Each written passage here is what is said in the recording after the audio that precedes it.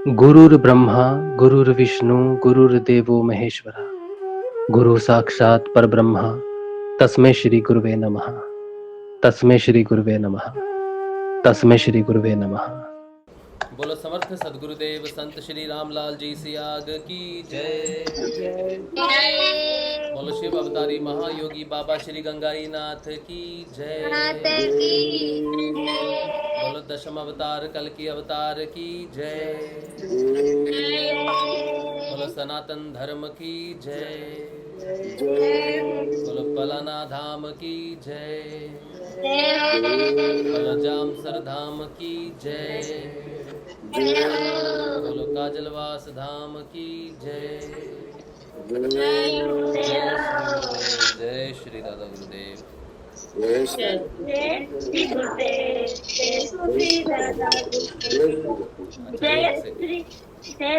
Second.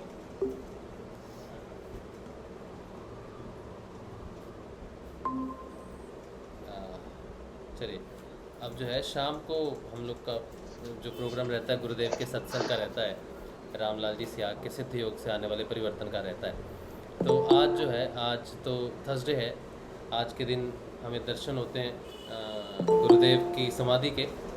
पारुला में दर्शन करवाती है वो भी, तो शायद अंकल आपका माइक म्यूट है।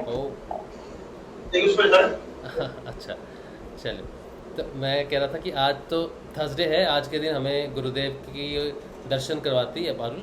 अभी तो शायद वो नहीं पहुंचेगी समाधि पे, आरती वगैरह चल रही होगी, लेकिन संजय शर्मा जो है वो आज दादा गुरुदेव की समाधि पे हैं। और बड़ा विशेष दिन आज थर्सडे भी है, गुरुदेव के दर्शन होंगे हमें, वो ध्यान कर रहे होंगे शायद, तो वो ज्वाइन देखता हूँ मैं उन्होंने किया है कि नहीं किया है। फिर हम दादा गुरुदेव के दर्शन करेंगे समाधि के, परिक्रमा भी करेंगे, 7 परिक्रमा करेंगे आज, ठीक है, क्योंकि 7 परिक्रमा करनी चाहिए मुझे लगता है।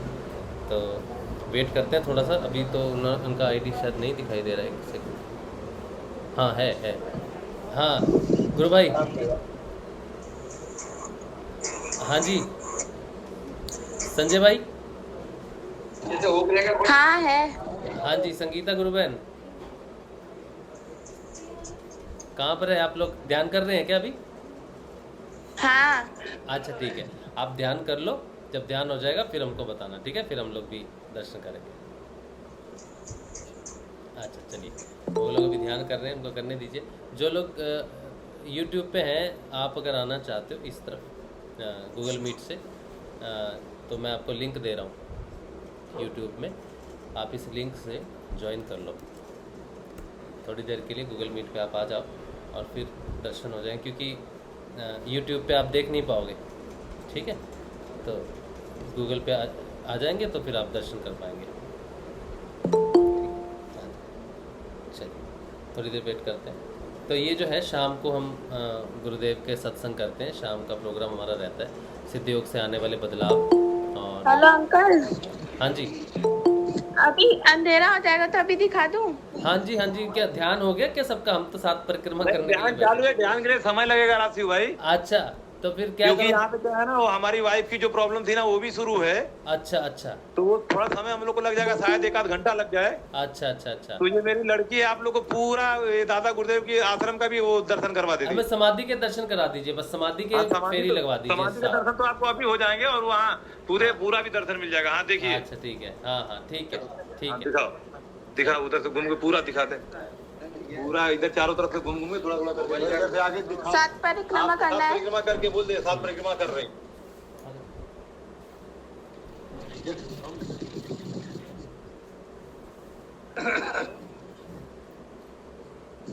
बोलो समर्थ सदगुरुदेव संत श्री रामलाल जी सियाग की जय। बोलो शिव अवतारी महायोगी बाबा श्री गंगाई नाथ की जय। बोलो दशम अवतार कल की अवतार की जय। बोलो सनातन धर्म की जय। बोलो पलाना धाम की जय। बोलो जामसर धाम की जय। बोलो काजलवास धाम की जय। जय श्री गुरुदेव, जय श्री दादा गुरुदेव, जय श्री गुरुदेव। जय श्री गुरुदेव, जय श्री गुरुदेव। जय श्री गुरुदेव, जय श्री दादा गुरुदेव, जय श्री गुरुदेव, राजू? जय श्री दादा। हाँ जी योगेश जी। बोल रहे हैं कि अपना मोबाइल से यूट्यूब वाला को दिखा दो यार, मोबाइल चला करके दिखा दो ना। मोबाइल तो पता नहीं लेकिन का मोबाइल से दिखाना मुश्किल होता है। एक बार पहले मैंने ट्राई किया था। दिखता है, हम देखे हैं, दिखता है। अच्छा चलो मैं लगाता हूँ। देखो ऑन करो। जय श्री जय श्री दादा गुरुदेव, जय श्री गुरुदेव भाई जी। जय श्री गुरुदेव जी। जय ये श्री दादा गुरुदेव की समाधि पे जो ये कलावे किसी पर्पस से बंधे हुए हैं चारों तरफ? वो तो पता नहीं, वो कोई मन्नत के होंगे शायद। वहाँ के लोग जो लोकल लोग हैं वो आके बांधते होंगे जरूर। अच्छा हाँ जी।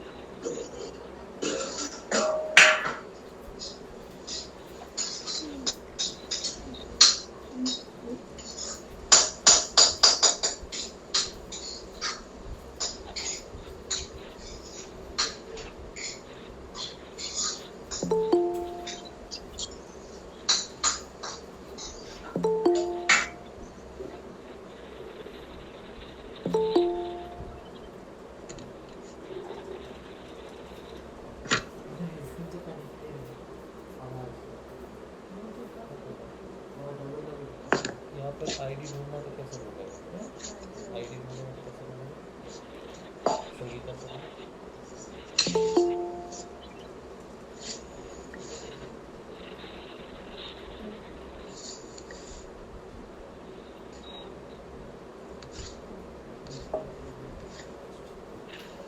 ज़्यादा खुली तो नहीं।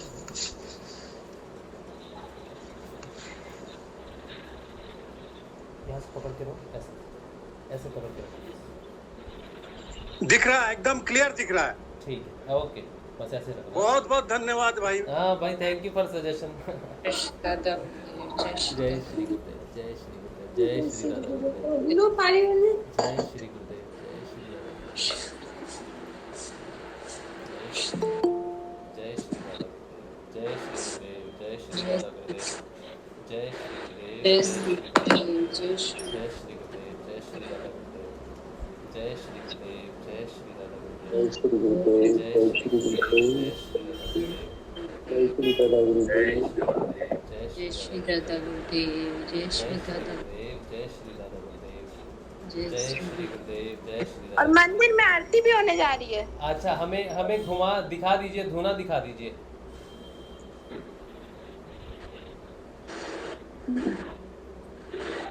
अभी शुरू होगी तो पूरा दिखाती हूँ। अच्छा ठीक ठीक।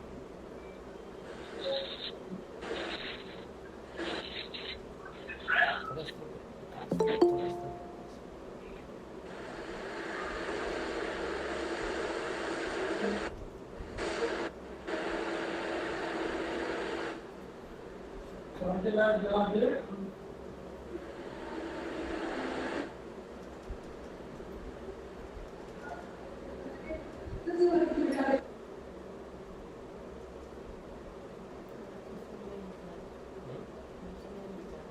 वो लाइट नहीं है, वो धुला जलता है ना अंदर।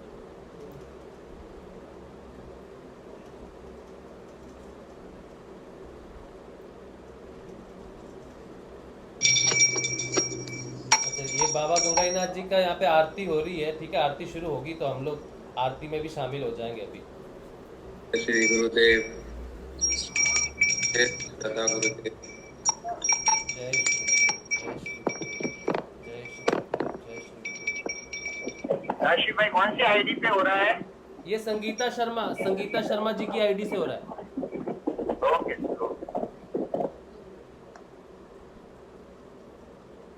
जय श्री गुरुदेव, जय श्री दादा गुरुदेव।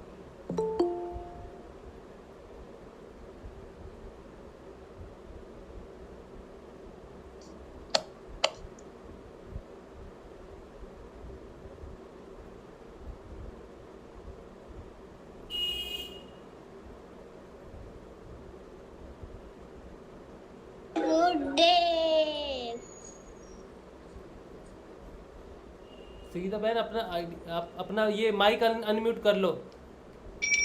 हाँ माइक अनम्यूट कर लो।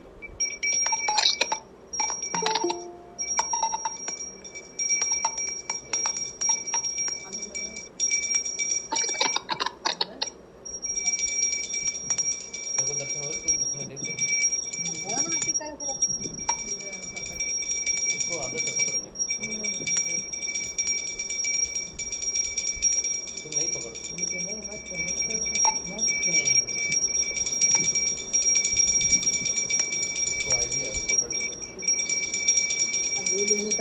કામ માટે હે ને जय હા એટલે પેલા ગંગાને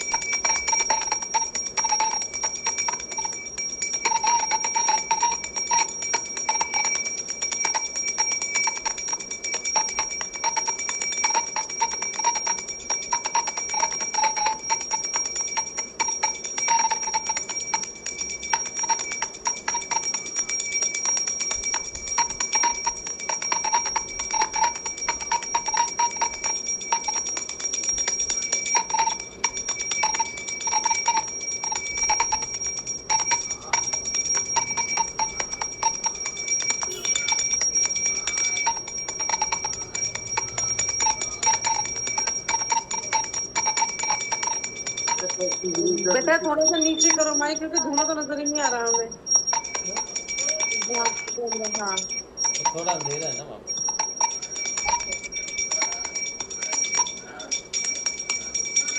तो रख लेते हैं।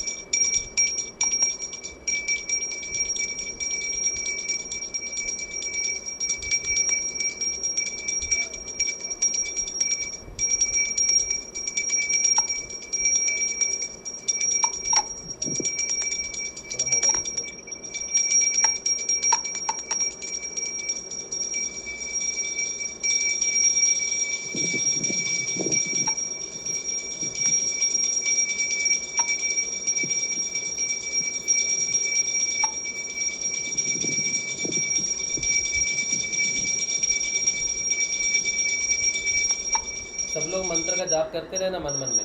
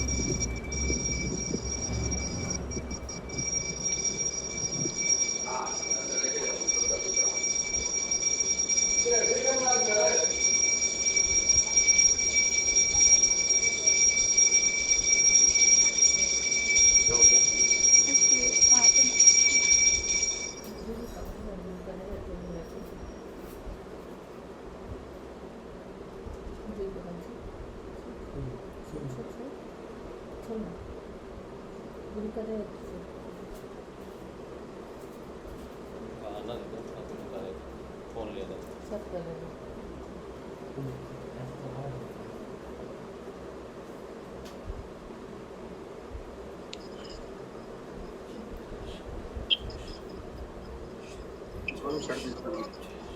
ले लो।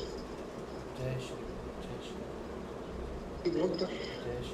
जय श्री दादा जय श्री गुरुदेव जय श्री गुरुदेव। बोलो शिव अवतारी महायोगी बाबा श्री गंगाई नाथ की जय।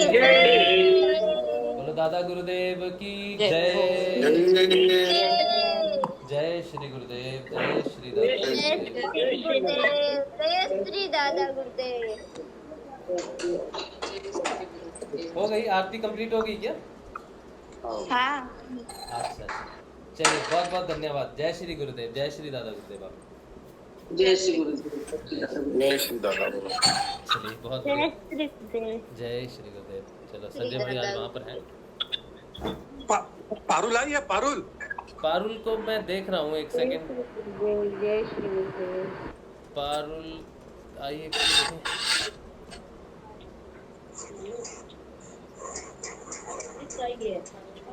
पारुल तो अभी नहीं आई।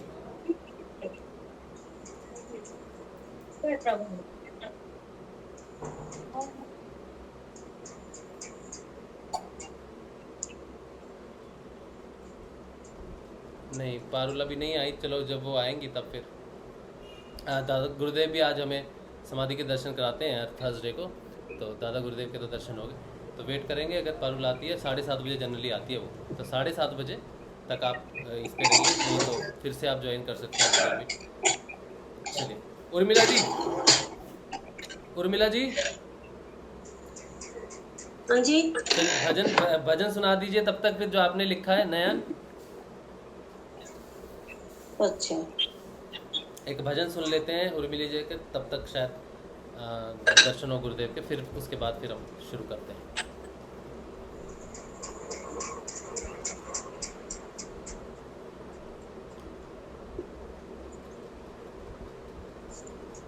एक मिनट अभी सुनो।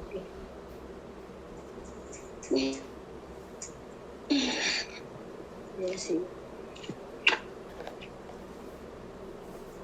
हाँ, सभी गुरु भाई बहनों को जय श्री गुरुदेव। ये गुरुदेव के ना जन्म दिवस के उपलक्ष्य में गुरुदेव ने कल लिखवाया, और ये हम उस दिन भी सुनाएंगे गुरुदेव को। बहुत सुंदर रचना है गुरुदेव की। वीडियो ऑन करेंगे अपना, वीडियो ऑन कर सकते हैं? हाँ वीडियो ऑन कर सकते हैं। हाँ तो वीडियो ऑन करके सुनाइए। चलिए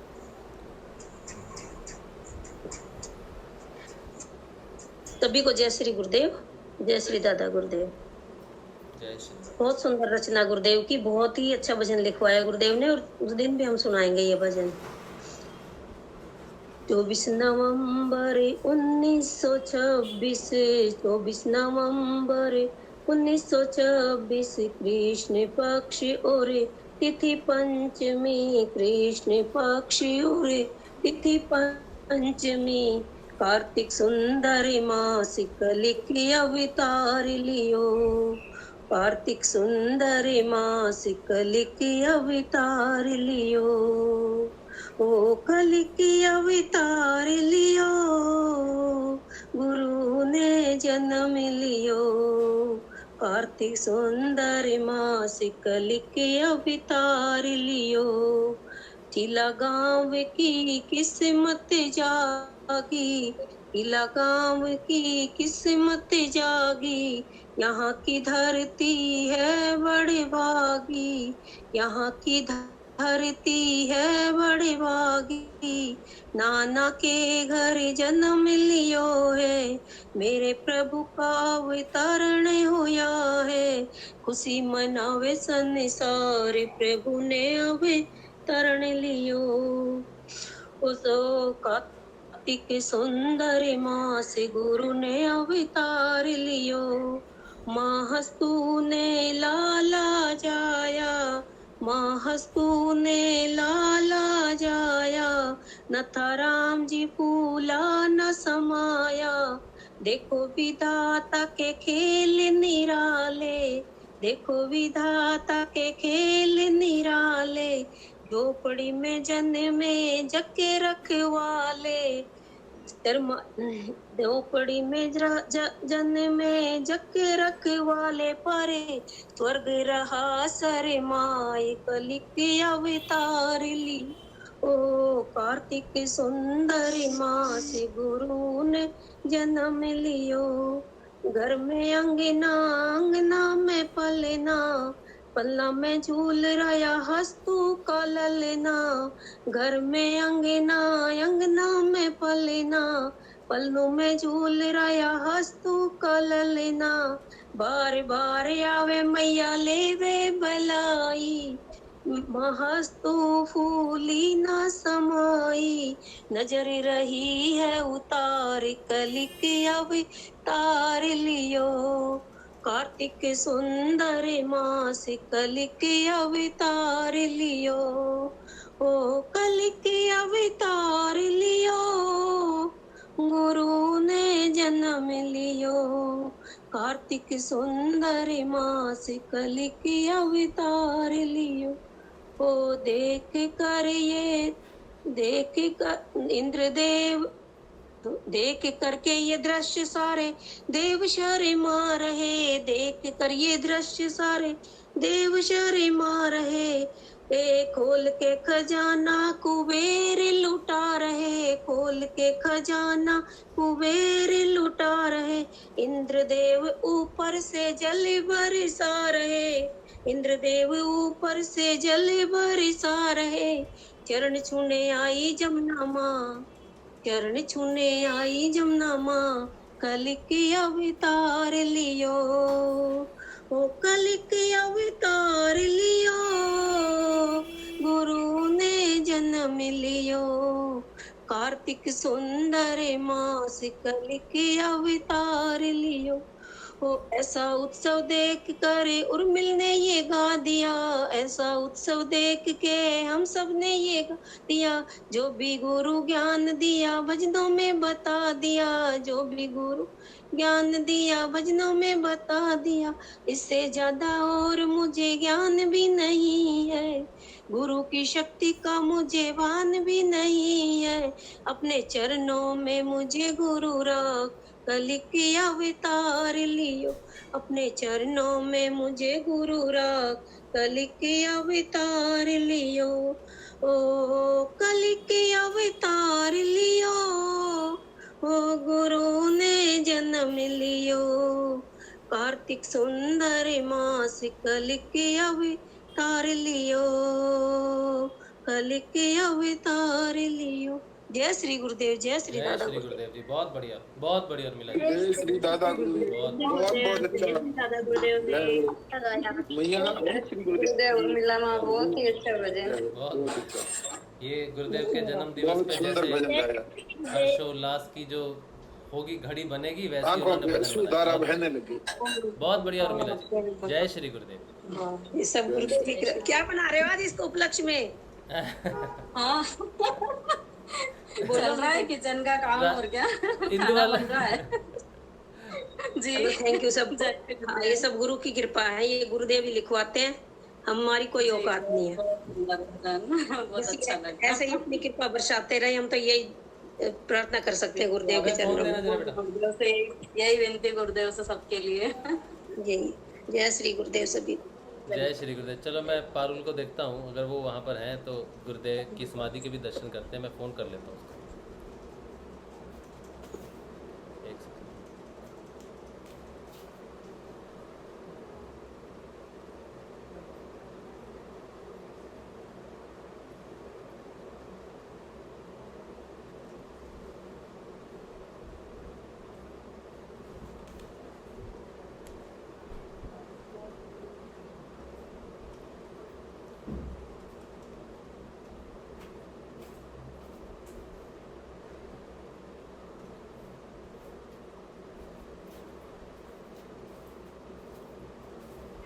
जय श्री गुरुदेव। पर आप समाधि पे हो गुरुदेव की? अच्छा ठीक है, इसीलिए पूछ रहा था। वो हमने दादा गुरुदेव, हाँ आज हमें जामसर के दर्शन हो गए आज हमें वैसे।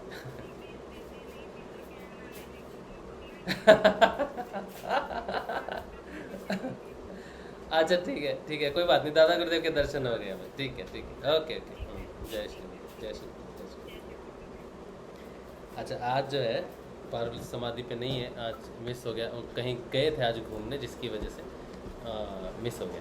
तो आज हमें दादा गुरुदेव ने दर्शन कर दिए, तो थर्सडे की हाजिरी लगा देते हैं, ये दोनों लगा देते हैं, कभी एक तो कभी दूसरा, तो हमारा पूरा हफ्ते का जो सत्संग है ना वो साकार हो जाता है पूरा।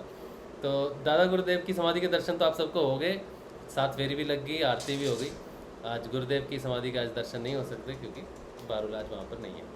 ठीक है, अगर किसी को अभी भी दर्शन नहीं हुए तो संगीता शर्मा की जो आईडी है आप उसको पिन कर सकते हैं, और दादा गुरुदेव की समाधि के दर्शन अभी भी वो कैमरा ऑन है उनका, तो आप कर सकते हो वो दर्शन।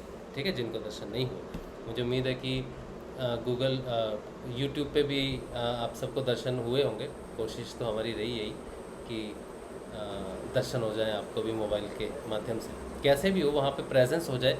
मन जो है, आपका जो मन है वो किसी भी प्रकार थोड़े समय के लिए भी अगर जामसर में पहुँच जाता है वीडियो कॉन्फ्रेंसिंग के थ्रू भी, तो भी हमारा ध्यान जो है वो सक्सेसफुल है। तो बात मन की है कि मन ध्यान की अवस्था में या फिर सत्संग की अवस्था में कहाँ पर है।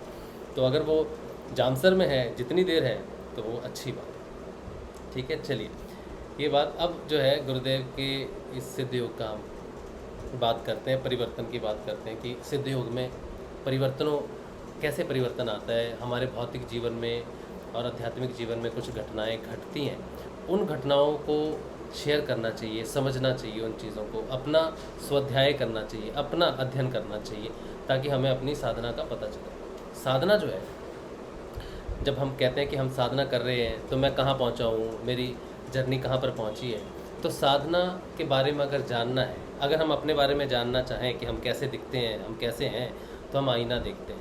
साधना का आईना व्यवहार है। तो अगर आप साधना करते हो, रोज़ ध्यान करते हो, सुबह शाम रोज़ ध्यान करते हो, आपको ध्यान करते करते 10 दिन हो गए, 15 दिन हो गए या साल हो गए, कई साल हो गए, अब आपको ये जानना है कि आपकी साधना प्रतिफल क्या है, फलित कैसे हो रही है।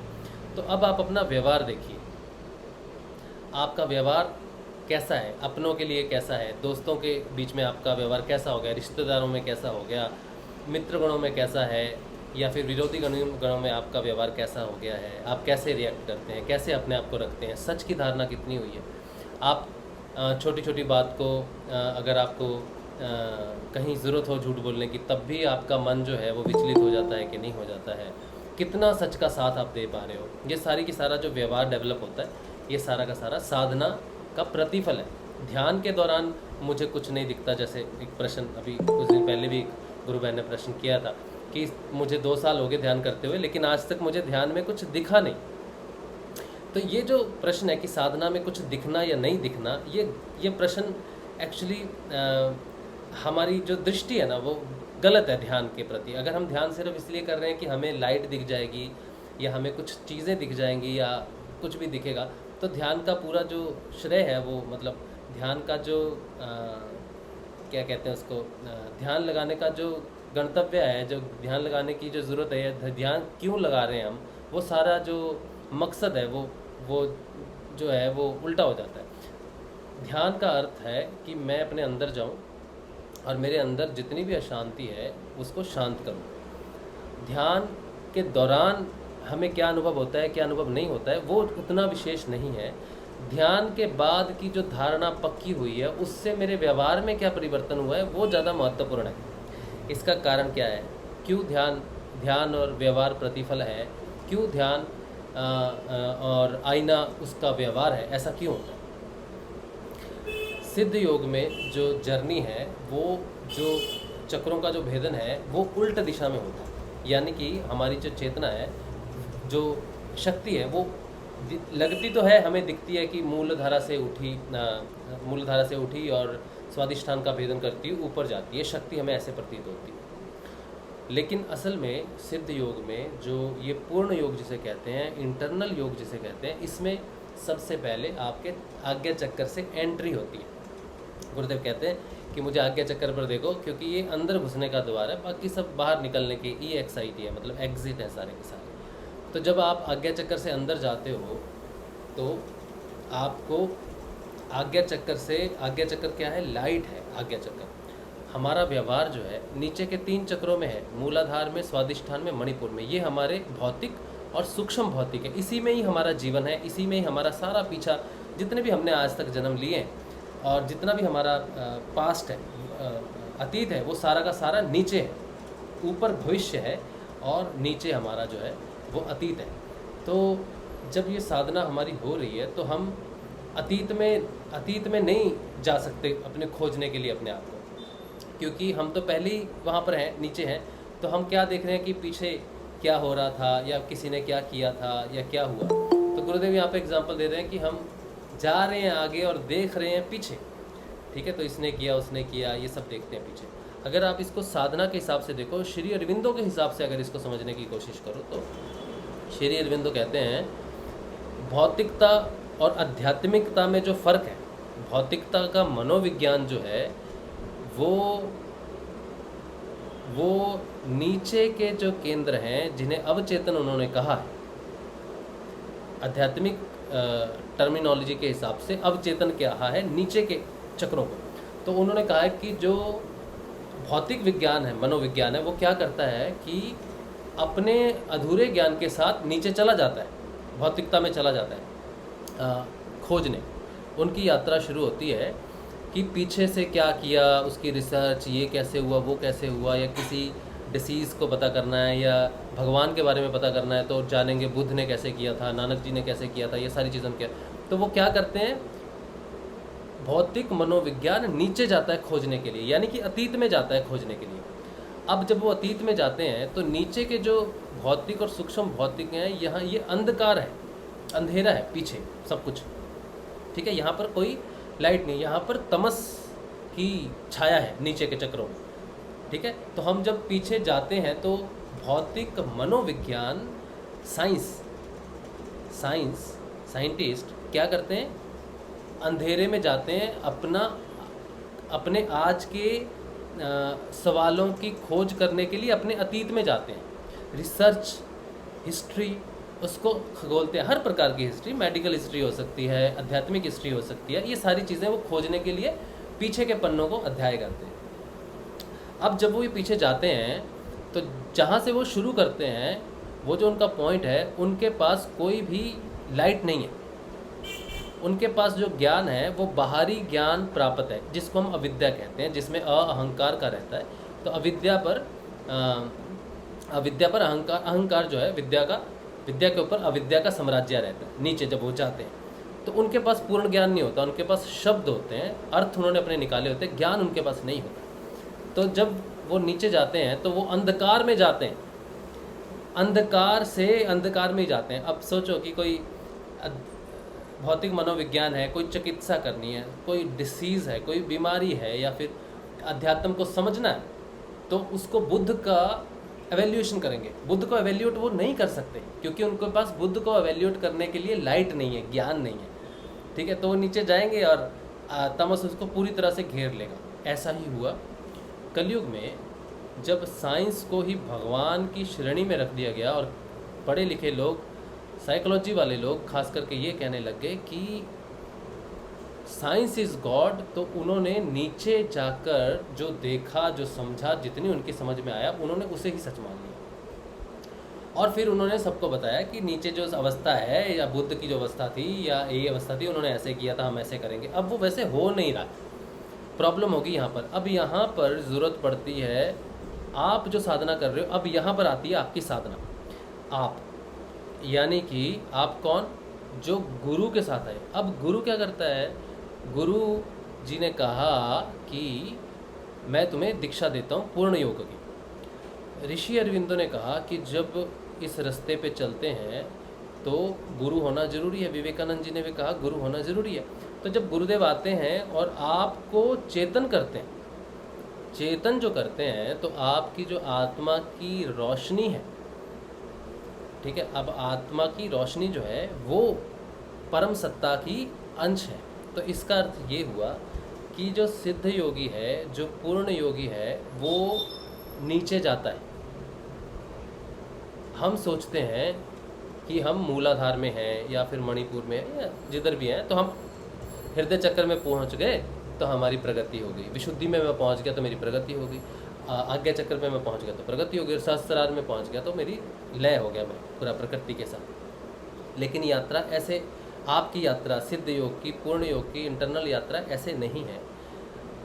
अब एक ही है, आप ये नहीं कर सकते कि मैं नीचे का जगत छोड़ के ऊपर असेंड कर जाऊंगा, ठीक है। जनरली ये एक रास्ता है, अलग अलग योग का अलग अलग रास्ता है। वो लोग असेंड करते हैं तो नीचे का जो अंधकार है, जगत है, तमस है, उसको छोड़ के वो सतव में प्रवेश करते हैं और सतव से उधर निकलने की कोशिश करते हैं। वो एक उनका तरीका है, लेकिन वो पूर्ण योग की श्रेणी में नहीं आता। पूर्ण योग की श्रेणी कहती है कि समझो कि ये पूरी की पूरी एक नली है, ठीक है, एक पूरी की पूरी नली है, और यहाँ पे पूर्ण प्रकाश है, और आपकी स्थिति नीचे कहीं है, अंधकार में है, आपके पास अभी लाइट नहीं है। आपके पास जो लाइट है वो कृत्रिम लाइट है। समझो कि सूर्य के आगे आपके पास एक टॉर्च है, क्योंकि आप अभी तक आत्मा जागृत नहीं हुई, गुरु आपको मिला नहीं। जैसे ही गुरु आपको हृदय चक्र में प्रस्तुत करता है, हृदय चक्र से आपको जागृत करता है और आज्ञा चक्र से आपको आज्ञा चक्र से प्रवेश करवा के आपको जागृत करता है, तो आप ऊपर से नीचे जाते हो। ये बहुत ज़रूरी है। ज़रूरी क्यों है?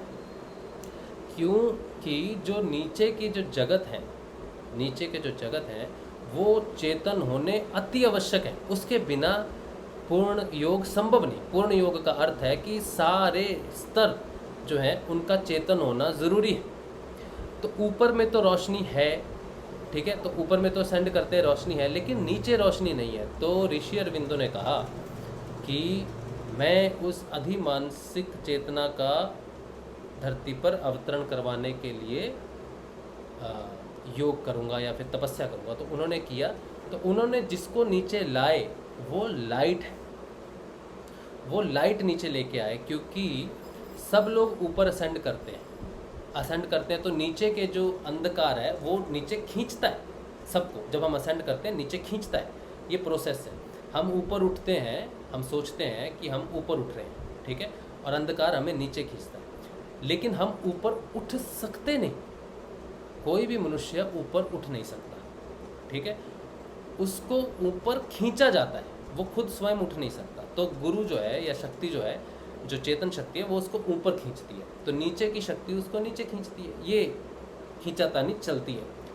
लेकिन ऋषि अरविंदो ने कहा कि ये जो खींचातानी है, ऐसे तो पार सारी दुनिया की पड़ने वाली नहीं। ऐसे कितने महान ऋषि होंगे या कितने महान व्यक्ति जन्म लेंगे इस धरती के ऊपर जो इस रस्साकसी को समझ सकेंगे।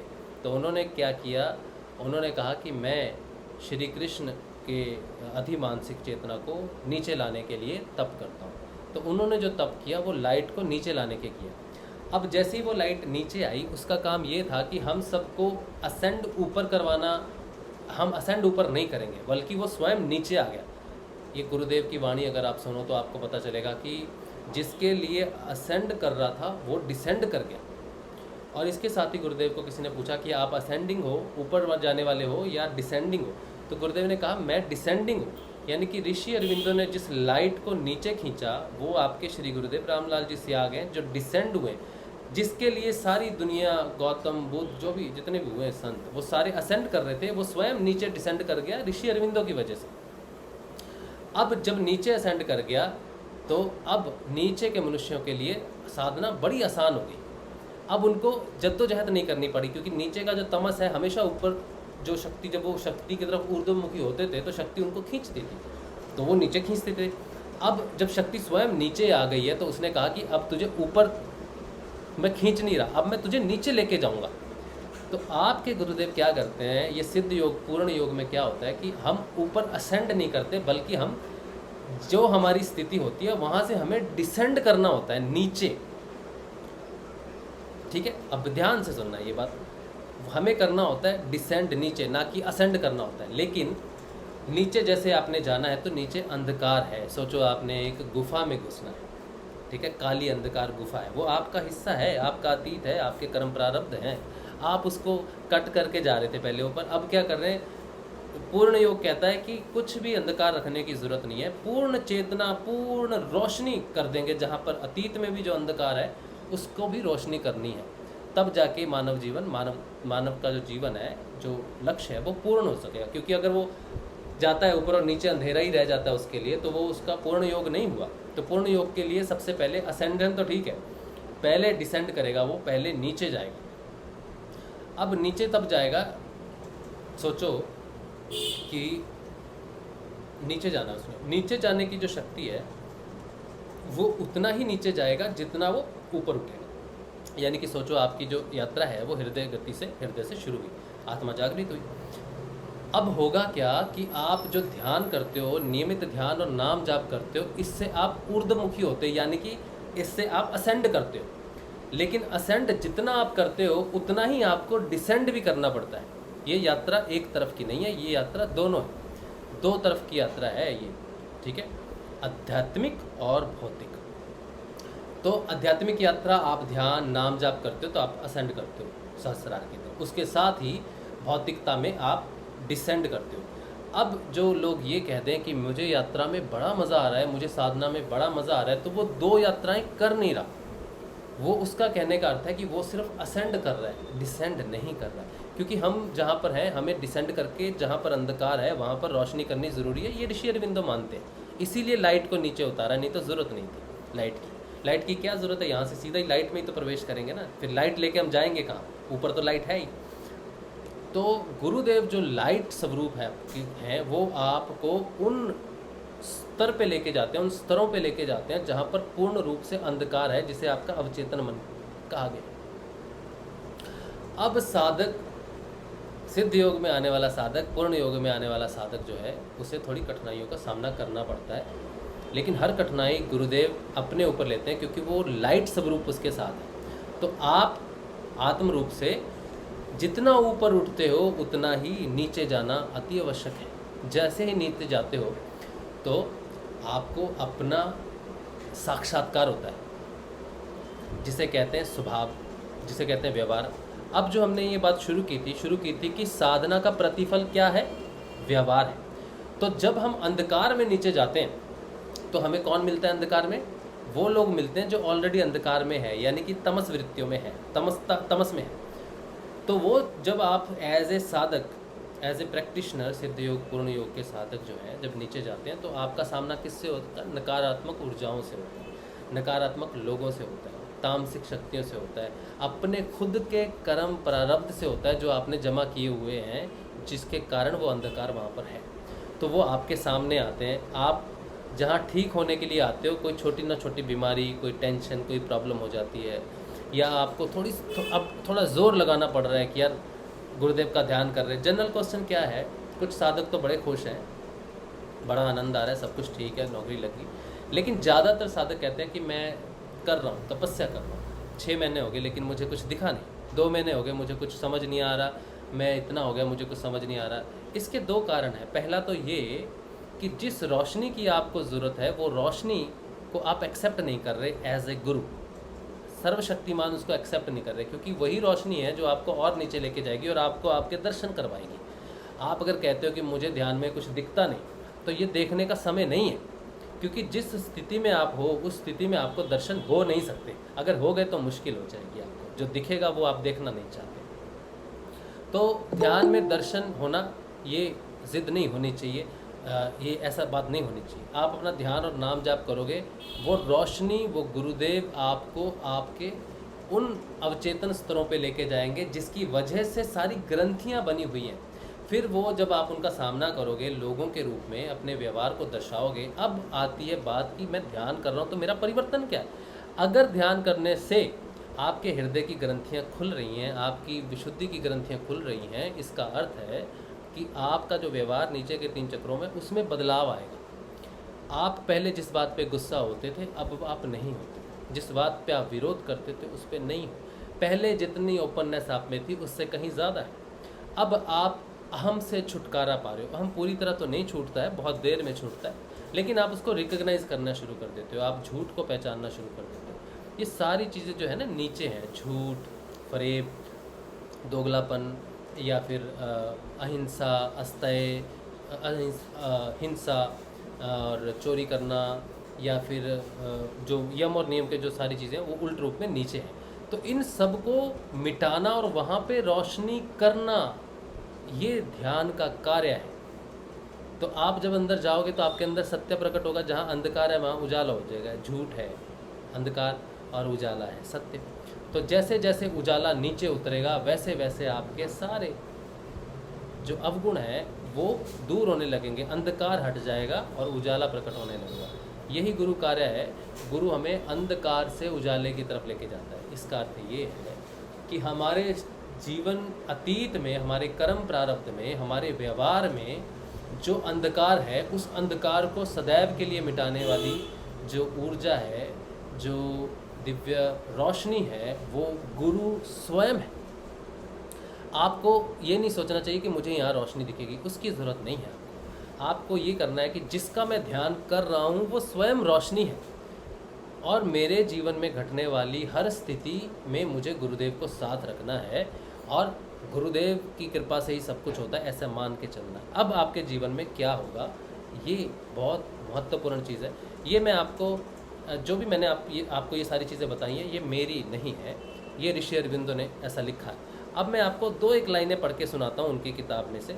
जो भी मैंने अभी तक कहा है इसको आपको थोड़ा क्लियर हो जाएगी ये चीज़ कि नीचे जाने का अर्थ क्या है, अपने ही अंधकार में जाने का अर्थ क्या है, जब आप उस अंधकार में जाओगे, आप देखो अचानक आप अंधकार में नहीं चले जाओगे, जब तक आप उस काबिल नहीं होते कि आप उन शक्तियों का सामना कर सको, आपका दृढ़ विश्वास इतना ज़्यादा हो जाए गुरुदेव के कि जब आपको वो शक्तियाँ किसी भी रूप में, किसी मनुष्य के रूप में हो सकती हैं, दोस्त के रूप में हो सकती हैं, भाई के रूप में हो सकती हैं, आपके गुरु भाई के रूप में हो सकती हैं, गुरु बहन के रूप में हो सकती हैं, किसी के भी रूप में हो सकती हैं, वो शक्तियाँ आपको वो परिचय देंगी। लेकिन तब आपको ये जानना है कि आप कैसे स्टैंड करते हो अपनी चीज़ के ऊपर में। अब बहुत महत्वपूर्ण बात जो श्री अरविंदो और श्री माँ की है, वो कुछ एक लाइनें मैं आपको पढ़ के बताता हूँ कि नीचे जाने का अर्थ क्या है, और नीचे जाने के लिए जो सिद्ध योग जिन व्यक्तियों को मिलता है वो व्यक्ति कैसे होने चाहिए, उसके बारे में थोड़ा सा मैं आपको पढ़ के बता देता हूँ। ठीक है, मैं इसलिए पढ़ के बता रहा हूँ आपको कि आपको इस बात की कन्फर्मेशन हो कि जो बोला जा रहा है वो राज शिव नहीं बोल रहा है। ठीक है, अगर आप ये समझो कि मैं बोल रहा हूँ या मैं अपना ज्ञान झाड़ रहा हूँ तो मेरा कुछ भी नहीं है। ठीक है, ये श्री गुरुदेव का ही है और उन्होंने ही करवाया है। तो देख सुनो, अब एक बड़ी महत्वपूर्ण चीज़ है, ऋषि अरविंदो ने बड़ी संक्षिप्त में वो बात करते थे और उसमें बहुत कुछ होता था कहने के लिए। ठीक है, तो 2-3 लाइनें मैं पढ़ूंगा आपके बीच बीच से, तो फिर ये बुक देख लीजिए, ये वाली बुक है। ठीक है, श्री अरविंदो की मैं कभी कभी पढ़ता हूँ, मैंने पूरी बुक नहीं पढ़ी, और कभी कभी गुरुदेव से मेरी बड़ी इच्छा होती है पढ़ने की, लेकिन वो मुझे कोई किताब पढ़ने नहीं देते। मैं किसी किताब से पढ़कर नहीं बोलता ज़्यादातर, तो मेरी बड़ी इच्छा हो रही थी कुछ दिन से। मैंने कहा गुरुदेव ये किताब तो आपने 1 साल होगी खरीदवाई है, पढ़ाते हो नहीं है, या तो ऐसे ही बताओ या पढ़ाओ, कुछ तो करो। तो आज थोड़ी देर के लिए गुरुदेव ने, मैं ऐसे ही खोलता हूँ, कभी सीरीज़ में कभी बुक नहीं पढ़ता, मेरी आदत नहीं है कि मैं शुरू से एंड तक पढूं। मैं बुक को पढ़ता हूँ जो खुल जाए, जो मेरे गुरुदेव खिलवा दें, मैं उसी को ही खोल के पढ़ता हूँ। ठीक है, तो ये मैंने आज थोड़ा सा पढ़ा है, ये बहुत महत्वपूर्ण था। देखिए जो ये सेशन चल रहे हैं ना 3-4 दिन से, ये ध्यान के विशेष में ज़्यादा चल रहे हैं। जो पिछला सेशन था उसमें बहुत महत्वपूर्ण था कि ध्यान क्या है, उसका हेडिंग कुछ और दिया है। कल का सेशन था, उसमें ध्यान की बहुत महत्वपूर्ण बात कही गई है, कल और परसों का सेशन शायद था, तो उसको ही कंटिन्यू किया है, यहाँ से थोड़ा सा और बचता है। ये जो सेशन है, ये ध्यान का प्रतिफल व्यवहार है, ये ज्ञान गुरुदेव ने बहुत पहले हमें दे दिया था सेशंस में। अगर आपको याद हो तो बहुत पहले हम व्यवहार की बात करते थे, राम व्यवहार की बात करते थे, राम के व्यवहार की तरफ बढ़ने की बात करते थे, अगर आपको याद हो तो। लेकिन तब हमें ये नहीं पता था कि व्यवहार का अर्थ है कि तामसिकता में उतरना, अपने आप के अंदर उतरना। तब हम कहते थे कि हमारा ध्यान से जो परिवर्तन होता है वो हमारा व्यवहार है। काफ़ी हद तक 99% हमने उस चीज़ को समझ लिया था सेशंस में, सेशन के दौरान ही गुरुदेव ने हमें समझा दिया था। लेकिन उस पर जो 1% जो होती है मोहर की, वो राज शिव ने बोला है शायद सेशन में, शायद उसको ज्ञान है, ये जो पट्टी होती है ना, वो उतारने के लिए 1% जो कहा गया है वो मैंने नहीं कहा, मुझसे कहलवाया गया। यानी कि ऋषि अरविंदो की किताब में मुझे वही चीज़ें मिली जो सेशन में कही गई, मैंने कभी नहीं पढ़ा। और यानी कि बोलने वाली सत्ता जो है वो गुरुदेव होते हैं। तो आपको किसी के भी ज्ञान का कायल होने की ज़रूरत नहीं है कि किसी व्यक्ति को कोई ज्ञान हो गया या कुछ हो गया, कुछ नहीं हुआ किसी को भी। जो भी है सत्संग जो होता है वो गुरुदेव के नाम से जो होता है, सारी घटनाक्रम जो है वो गुरुदेव के कारण ही घटती है। गुरुदेव ही उस चीज़ को घटाते हैं, गुरुदेव ही उस चीज़ का ज्ञान देता है। कोई भी व्यक्ति कहीं भी जाके अगर सच्चे मन से सच को धारण करके गुरुदेव के नाम से बात करेगा तो उसे किसी भी पुस्तक की ज़रूरत नहीं है। ठीक है, लेकिन पुस्तकें जो हैं, ऋषि संतों की जो पुस्तकें हैं, वो उस ज्ञान को कन्फर्म करती हैं सिर्फ। तो कन्फर्मेशन के लिए आप किताब देख सकते हो, अदरवाइज़ आपको ज़रूरत नहीं है। ठीक है, थोड़ा ये है कि हौसला थोड़ा ज़्यादा मजबूत हो जाता है कि हम जो भी समझ रहे थे ध्यान में, जो भी हमें समझाया जा रहा है वो कितना महत्वपूर्ण है जो इस किताब में लिखा हुआ है। ठीक है, तो अब मैं उस लाइन को पढ़ता हूँ। कुछ दिन पहले से हम डिस्कस कर रहे थे ना कि आनंद वाली ये जो साधना है ना, इसमें कोई इतनी जल्दी आनंद नहीं आता। आनंद जो है वो बड़ी मुश्किल है, बड़ी दूर की खीर है। आता है आनंद कुछ चीज़ों में, ध्यान में कभी कभी आनंद आता है, लेकिन कंटिन्यू नहीं रहता वो बहुत समय तक। ध्यान जो है वो एक युद्ध है, एक लड़ाई है। ठीक है, तो लड़ाई युद्ध में कैसा मज़ा, कैसा आराम। हाँ, गुरुदेव है जो समर्पित शिष्य हो जाता है, जो समझ जाता है कि इस लड़ाई में भी मज़ा आ रहा है, मैं देख रहा हूँ, जिसमें दृष्टा भाव प्रकट हो जाता है, वो कह सकता है कि मैं साधना कर रहा हूँ और मुझे आनंद आता है, कह सकता है। ठीक है, लेकिन वो दृष्टा भाव प्रकट होना चाहिए। जिसका दृष्टा भाव प्रकट नहीं हुआ है, जो अपने स्वभाव को, अपने को, खुद को नहीं देख पा रहा है, वो नहीं कह सकता कि बड़ा आनंद आ रहा है, क्योंकि आनंद देखने में है अपने आप को कि मैं कहाँ फंसा हुआ था। हाँ, साधना में शिव के दर्शन हो गए या फिर कृष्ण के दर्शन हो गए या इसके दर्शन हो गए, वो आनंद वाली बात नहीं है। मैं नहीं मानता उन चीज़ में कोई आनंद है। आनंद स्वयं को देखने में है, स्वयं के कर्मों को देखने में है, और आनंद इस बात में है कि मुझे वो चक्षु प्रदान कर दिया जिससे मैं स्वयं को देख पा रहा हूँ। तो ये बात आनंद की हो सकती है। ठीक है, चलिए अब जो है पहला एक लाइन है बीच में, इसमें जो श्री माँ है कहती हैं, श्री माँ कहा करती हैं कि यह योग दुर्बल मनुष्यों के लिए नहीं है। क्या है? ओ अच्छा ठीक, अच्छा ये योग दुर्बल मनुष्यों के लिए नहीं है। तो आप यहाँ से समझ जाओ ना कि क्या कहना चाहती हैं वो। जो हमने कहा है कि नीचे उतरना है, तो अगर नीचे उतरना है अंधकार में तो आप दुर्बल नहीं होना चाहिए। हाँ मुझे दर्द हो रहा था आज बहुत ज़्यादा, मुझे दर्द हो रहा था, या मुझे ये हो रहा था, या फिर मुझे भय हो गया, मृत्यु भय लग गया, मेरा ब्लड प्रेशर चढ़ गया, ओ ये हो गया वो हो गया। तो थोड़े बहुत कष्ट से आप अपना चेकअप करा सकते हैं शांति के लिए, लेकिन छोटी छोटी बात पे घबराना भी नहीं चाहिए। ठीक है, ये भी थोड़ा सा हौसला रखना चाहिए। और ये होगी प्रॉब्लम, मैंने नाम जब छोड़ दिया, मेरी तो कुछ समझ में नहीं आ रहा, मैं नाम जब करूँ कि नहीं करूँ, छोटी छोटी प्रॉब्लम में नहीं फंसना चाहिए। बहुत बड़ा लक्ष्य है आपका, आप सिद्ध योग में बहुत बड़े मकसद से आए हो। ठीक है, अच्छा ये तो एक हो गया कि योग दुर्बल मनुष्य के लिए नहीं है। अच्छा ये मैं सारा नहीं पढ़ रहा हूँ, बीच बीच में कुछ लाइनें अच्छी हैं जो आपको थोड़ा सा बता देंगी। फिर वो कहते हैं कि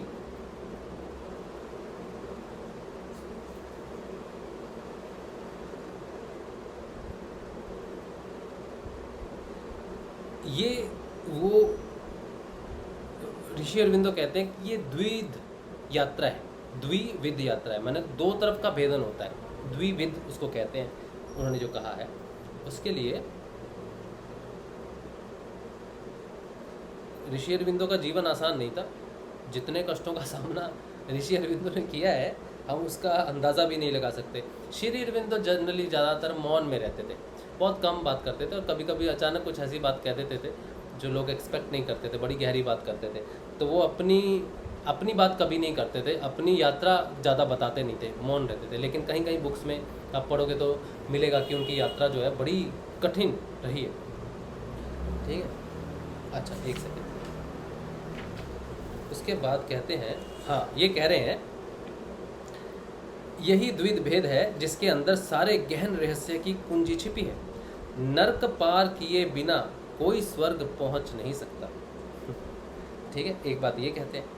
अच्छा तो इनका कहने का अर्थ है कि पहले साधना में विष निकलता है, जो सागर मंथन में निकला था, वही इन्होंने कहा है कि पहले हमें अपने अंधकार में जाके उसमें रोशनी करनी होगी, वहाँ से जो व्यवहार परिवर्तित होगा, वहाँ से जो जैक मिलेगा। फिर जब साथ, क्योंकि ऊपर भी उठ रहे हैं ना हम लोग, नीचे नहीं जा रहे, ऊपर भी उठ रहे, तो जितना नीचे गहरा जा रहे समंदर के जितना नीचे ऊपर जाओगे तो देखोगे लाइट दिखाई देगी, सूरज दिखाई देगा। पानी में और नीचे जाओगे तो थोड़ा गहरा हो जाएगा, जैसे ही और गहरे जाओगे। लेकिन जब डीप चले जाओगे समंदर में, दिन में भी चले जाओगे ना, तो आपको अंदर गहराई में अंधकार ही मिलेगा। ठीक है, तो जितना वो रोशनी है, आप उस रोशनी को नीचे लेके जा रहे हो। बिना रोशनी के नहीं जा सकते हो, गुरु के बिना नीचे नहीं जा सकते, इसीलिए गुरु की बड़ी महत्ता है।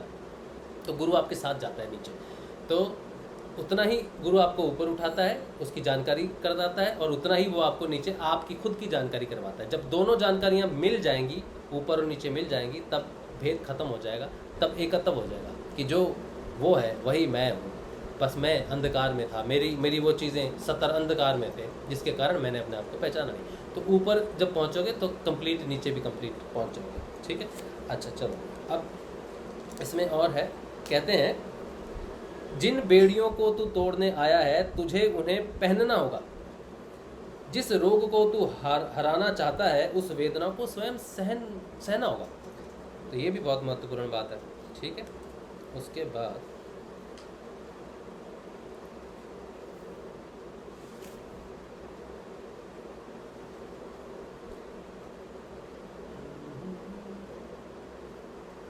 एक बहुत प्यारी लाइन थी उनकी, हाँ ये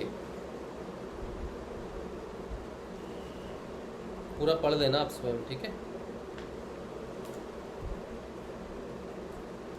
कहते हैं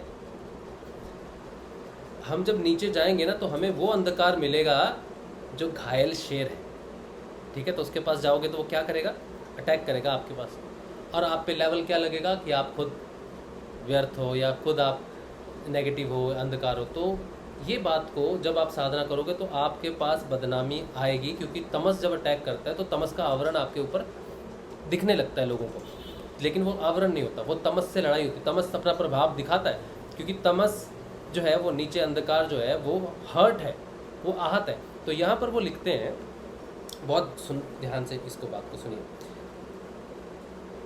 थोड़ा ऊपर से पढ़ता हूँ। उनसे छूटने का प्रयत्न कर देखिए, सब पता चल जाएगा। ज्यों ही साधक के अंदर ऊपर की ओर पहली बार स्थायी रूप से झरोखा खुलता है, जब उसे पराज्योति का दर्शन ही होता है, तब साथ ही लगभग उसी समय जवाब में नीचे एक तड़पन सी महसूस होती है, मानो उसके अंदर कहीं छुरे का घाव लगा हो। यानी कि जैसे आप असेंड करोगे ना, आपको गुरु की तरफ से आपको अध्यात्म में कुछ प्राप्ति होगी ना, ज्ञान की, समझ लो वाट लग गई आपकी। इसका अर्थ ये है कि जैसे ही असेंड करके आपने कुछ जाना, वैसे ही नीचे जो तमस बैठा है वो छुरे से घाव करता है आपके नीचे। यानी कि कहने का अर्थ है कि आपको हर्ट करता है कि कैसे मेरे से बच के निकल गया, कैसे रोशनी की तरफ चला गया। तो ये बात वो कहना चाहते हैं कि आप जब असेंड करते हो ना, आपको आप कहें हाँ दर्शन हो गए, बड़े बड़े ये हो गए, वो हो गया, लेकिन उसके साथ ही तमस प्रभाव आपके ऊपर करना शुरू करता है। मैं खुद अपने जीवन में बहुत क्लोजली ये सारी चीज़ें मैंने अनुभव की हैं। जो इसमें मेरा कोई साधना कोई बहुत बड़ी तो है नहीं, कोई बहुत बड़ा साधक भी मैं अपने आप को नहीं मानता, लेकिन साधना के तौर पे मैं अपने आप को मानता हूँ कि मैं जिस तरह का हूँ उस तरह की मेरी छवि नहीं है। जिस तरह से मैं अंदर से हूँ या बाहर से मैं जिस तरह से व्यवहार करता हूँ, ओपन व्यवहार करता हूँ, लेकिन उससे मेरी छवि वैसी बनती नहीं। मेरी छवि मैन्युपुलेट हो जाती है, मैं खुद नहीं करता, कर दी जाती है। उसको मैं एक्सप्लेन नहीं करता हूँ तो लोग उसको अपने हिसाब से एक्सप्लेन करके रिप्रेजेंटेशन करते हैं, ठीक है। तो मैंने खुद देखा है कि मैं अंदर से, मुझे जितना मैं गुरुदेव के करीब महसूस करता हूँ, जितना मैं उनको देखता हूँ या उनकी साधना को समझ रहा हूँ या ज्ञान को समझ रहा हूँ, अपने आप को समझ रहा हूँ, जितना उजाला मेरे अंदर हो रहा है, बाहर मैं देखता हूँ कि लोग मुझे उतना ही सोचते हैं कि मैं अंधकार में हूँ। जितना मेरे अंदर उजाला है, बाहर के लोग उतना ही मुझे सोचते हैं कि ये अंधकार में है। ये मेरे जीवन की जो है साधना की सच्चाई है। मैं जितना अंदर उजाला देख रहा हूँ, बाहर मुझे लोग उतने ही अंधकार में देख रहे हैं, ठीक है। ये बात सही है। जितने लोग मुझे पहले से जानते हैं, आप जाना कभी करना मेरी बात कहीं जाके, तो आपको पता चलेगा मेरे बारे में विचार क्या है। और आज मुझे बड़ी खुशी होती है इस बात को जान के कि ये सही हो रहा है जो भी हो रहा है, यानी कि मैं अध्यात्म में उन्नति कर रहा हूँ। ये बात मुझे ज्योति बेबे ने कही थी कि बहुत ज़रूरी है बेटा, ये जो भी होता है ना साधना में, नीचे जितना भी है, तो इसकी चिंता मत कर, ठीक है। तो मैं वैसे तो मैं चिंता करता नहीं हूँ, लेकिन जब साधक पूरे तन मन धन से लगा है गुरुदेव की सेवा करने और कोई उसे ही उल्टा कर दे कि नहीं तू तो नहीं है भैया, तू तो गुरु का शिष्य नहीं है, तो फिर वो आहत तो होता है। लेकिन आपको पता नहीं कि आहत करने वाले वो लोग नहीं हैं। आहत करने वाला आपके अंदर का तमस है जो उनके रूप से प्रकट हो रहा है। तो अब मेरी दृष्टिकोण उन लोगों के प्रति नहीं होनी चाहिए, कोई वैर भावना है, विरोधी भावना मेरी उनके प्रति नहीं होनी चाहिए। मुझे अपने आप को देखना कि मैं असेंड किया तो मेरे अंदर का जो तमस है उसने ही मुझे घाव दिया है। मुझे कोई हानि नहीं पहुंचा सकता, मुझे कोई हानि नहीं पहुंचा सकता, ये मेरा दृढ़ विश्वास है। लेकिन जब तक मुझे है कि कोई पहुंचा सकता है, तब तक वो तमस मेरे पे प्रभाव करेगा। जब मैं कह दूंगा कि मेरे हानि नहीं पहुंचा सकता, क्योंकि बाहर कोई व्यक्ति नहीं है जो मुझे हानि दे सके, ठीक है। तो मैं स्वयं को हानि कर सकता हूँ, लेकिन शब्द कहीं और से आएंगे, प्रभाव मैं खुद डालूंगा अपने ऊपर। तो आपकी यात्रा में जब आप रियली असेंड करोगे ना, जब आप द्विज बनोगे, तो आपका विरोध शुरू हो जाएगा। आप जब सच की धारणा करोगे तो आपका विरोध शुरू हो जाएगा, ये गारंटी है। अगर आपका विरोध अभी तक नहीं हुआ है तो गुड लक। अच्छा चलिए, मैं आपको ये थोड़ा सा पढ़ के बताता हूँ। इसमें कहते हैं वो कि जब उसे पराज्योति का दर्शन ही होता है, तब साथ ही लगभग उसी समय जवाब में नीचे एक तड़पन सी महसूस होती है, मानो उसके अंदर कहीं छुरे का घाव लगा। तब उसे समझ में आता है कि श्री अरविंद ने ये कहने का मतलब है कि आहत अंधकार प्रकाश का प्रतिवाद करता है। इस बात को बड़े ध्यान से सुनना, समझने की भी कोशिश करना।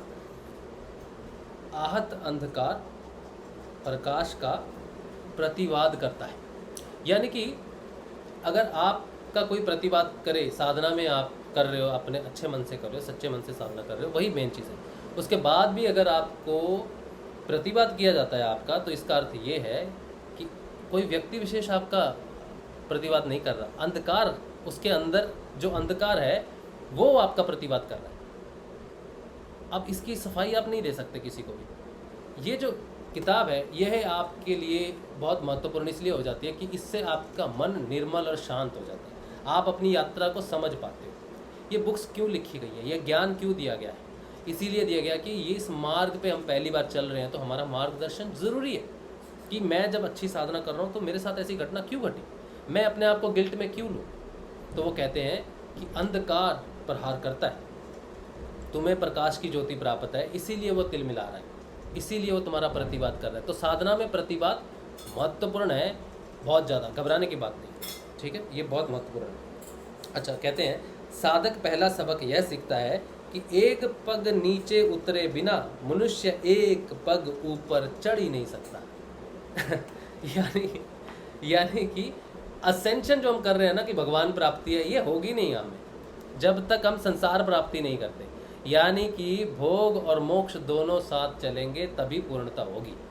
और जो इस बात से खुश हैं कि गुरुदेव ने तो भोग भी दिया है, ये तो भोग की भी यात्रा में बाबा जी थोड़ा बनना है। मुझे कहते हैं साधक आप बाबा जी मत बन जाना, हम आपको बाबा जी बनने नहीं देंगे, हैं, तो भोग भी गुरुदेव ने दिया तो हमें इस तरफ भी देखना है, ठीक है। ये एक्चुअल में साधना को नहीं समझने वाली बात है। इसमें हम खुद अपनी रुख तैयार नहीं कर सकते। जितने हम बाबा जी बनेंगे ना उतने हम भौतिकवाद भी हो जाएंगे, उतना हम सांसारिक चीज़ों में भी आ जाएंगे, वो उलझेंगे ही उलझेंगे। वो ज़रूरी है, आप नाम जाप करो, ध्यान करो, आपको समय नहीं मिलेगा। आप बोलोगे मेरा बिजनेस बढ़ गया यार, मेरी तरक्की होगी बड़ी, मेरे को तो गुरुदेव की कृपा होगी, मेरी एक फैक्ट्री से 2 फैक्ट्री होगी, एक दुकान से 2 दुकान होगी, मेरे को ये काम मिल गया, मेरा बिजनेस शुरू हो गया, मुझे फंड रेजर मिल गया। और मैं बता सकता हूँ आपको, नाम तो नहीं लूँगा किसी का, एक नहीं कई गुरु भाई जिनको बड़ी सफलता मिलनी शुरू हो जाती है। गुरुदेव कहते हैं मैं तुझे दूंगा सफलता, लेकिन उस सफलता का अर्थ क्या है ये गुरुदेव जानते हैं कि तुझे नीचे जाना है तो तुझे वो सफलता मिलनी ज़रूर है। तेरी सफलता मिलने का कारण ही है कि तू असेंड कर रहा है। तो जैसे असेंड करेगा भौतिकवाद में भी तू जाएगा, भौतिकवाद में अंधकार है, मैं वहाँ उजाला कर दूंगा तो तुझे वहाँ सफलता मिलनी शुरू हो जाएगी। लेकिन प्रॉब्लम ये है कि उस सफलता में फंसना नहीं है। उसके लिए अगर तुम ये सोचो कि बाबा जी नहीं बनना, बाबा जी तो लोगों का दिया हुआ नाम है बदनाम करने के लिए। आप अगर उसको कंठ कर लोगे कि बाबा जी हो जाएंगे, नाम जपेंगे या ध्यान करेंगे तो बाबा जी हो जाएंगे, तो फिर आपने अपना ही ब्रेक मार दिया ऊपर वाली असेंशन में, आप नीचे ही ज़्यादा खुश हो, फिर वो मुश्किल हो जाएगी। तो बैलेंस बड़ा ज़रूरी है। आप भौतिकवाद में आओ, आपको नौकरी अच्छी मिलती है, आपका गृहस्थ जीवन अच्छा चलता है, आपके रिलेशनशिप्स अच्छे होने शुरू हो जाते हैं, आपका बिजनेस मिल जाता है, फंड रेजर्स मिल जाते हैं, धन की समस्या ख़त्म होने लग जाती है, तो भौतिक नीचे के तमस में उजाला होना शुरू हो गया। लेकिन वो ठहरने की जगह नहीं है, ठीक है। वो आपको और भी अभी नीचे जाना है, और भी सक्सेस हो सकती है आपको, और भी बहुत कुछ मिलेंगे। ये तो कुछ नहीं है, इसके नीचे हज़ारों पताल हैं, हज़ारों आकाश भी तो हैं ऊपर, ठीक है। तो उनका कहने का अर्थ है कि जैसे ही आप असेंड करोगे शुरुआती तौर पे, तो तमस आपका प्रतिघात करेगा, बदनामी हो सकती है, बहुत कुछ है। तो ये चीज़ें अलग अलग साधक को, और बहुत सारे साधक इस चीज़ को फील भी नहीं करते। ऐसा भी ऋषि अरविंदो ने लिखा है एक जगह पे कि सभी साधकों को सारी तमस की सारी चीज़ों का सामना करना ही पड़े, ये भी ज़रूरी नहीं है, ठीक है। लेकिन अगर आप थोड़े से एक शब्द लिखा है यहाँ पर, अगर मुझे मिल जाए तो मैं आपको बताता हूँ।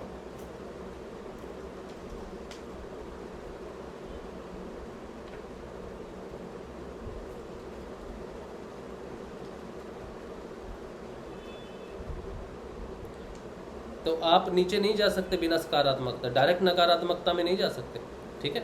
आप जब जाओगे ना तो सकारात्मकता के साथ जाओगे तभी काम होगा। भौतिक विज्ञान डायरेक्ट घुस जाता है बिना सकारात्मकता के, विज्ञान को भगवान मान के डूब जाता है और उसके पास कोई सोल्यूशन नहीं है प्रॉब्लम्स का।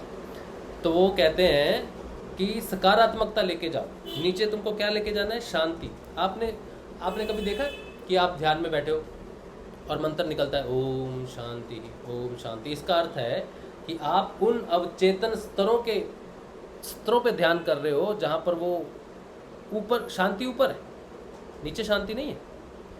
उस शांति को नीचे उतारा जाता है। इसलिए गुरुदेव कहते हैं कि बिना योग के शांति संभव नहीं। इसका अर्थ है कि भौतिक विज्ञान अंधकार में घुसता है सॉल्यूशंस के लिए, लेकिन उसको शांति मिलती नहीं, क्योंकि अंधकार में घुसता है अंधकार लेके, ऊपर से उजाला है वही नीचे जब उतरता है तो वो शांत करता है नीचे के जगत को। तब आपके अंदर से प्रस्फुटित होता है, मंत्र निकलता है, ओम शांति राम ओम लम बम। ये सारे मंत्र ऊपर से नीचे आते हैं लाइट करने के लिए आपको, ठीक है। चलो अच्छा, कहते हैं कि जैसे कि शांति, ज्योति, समता, पवित्रता, ये शब्द सुनने में चाह रहे हैं लेकिन बहुत बड़े हैं। समता का अर्थ कुछ और बहुत गहरा है, ज्योति का अर्थ है, शांति का अर्थ है पवित्रता और शक्ति को उतार कर सकारात्मक अनुभूति से प्रारंभ किया जाए, तब नकारात्मकता को दूर किया जा सकता है। नकारात्मकता से ये यात्रा शुरू नहीं हो सकती, ठीक है। अच्छा, इसके बाद मैं कुछ ढूंढ रहा था, क्या ढूंढ रहा था,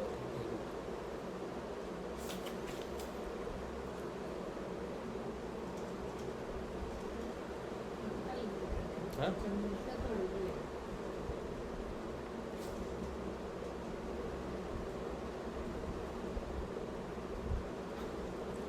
तो यही है भैया, तो ये जो है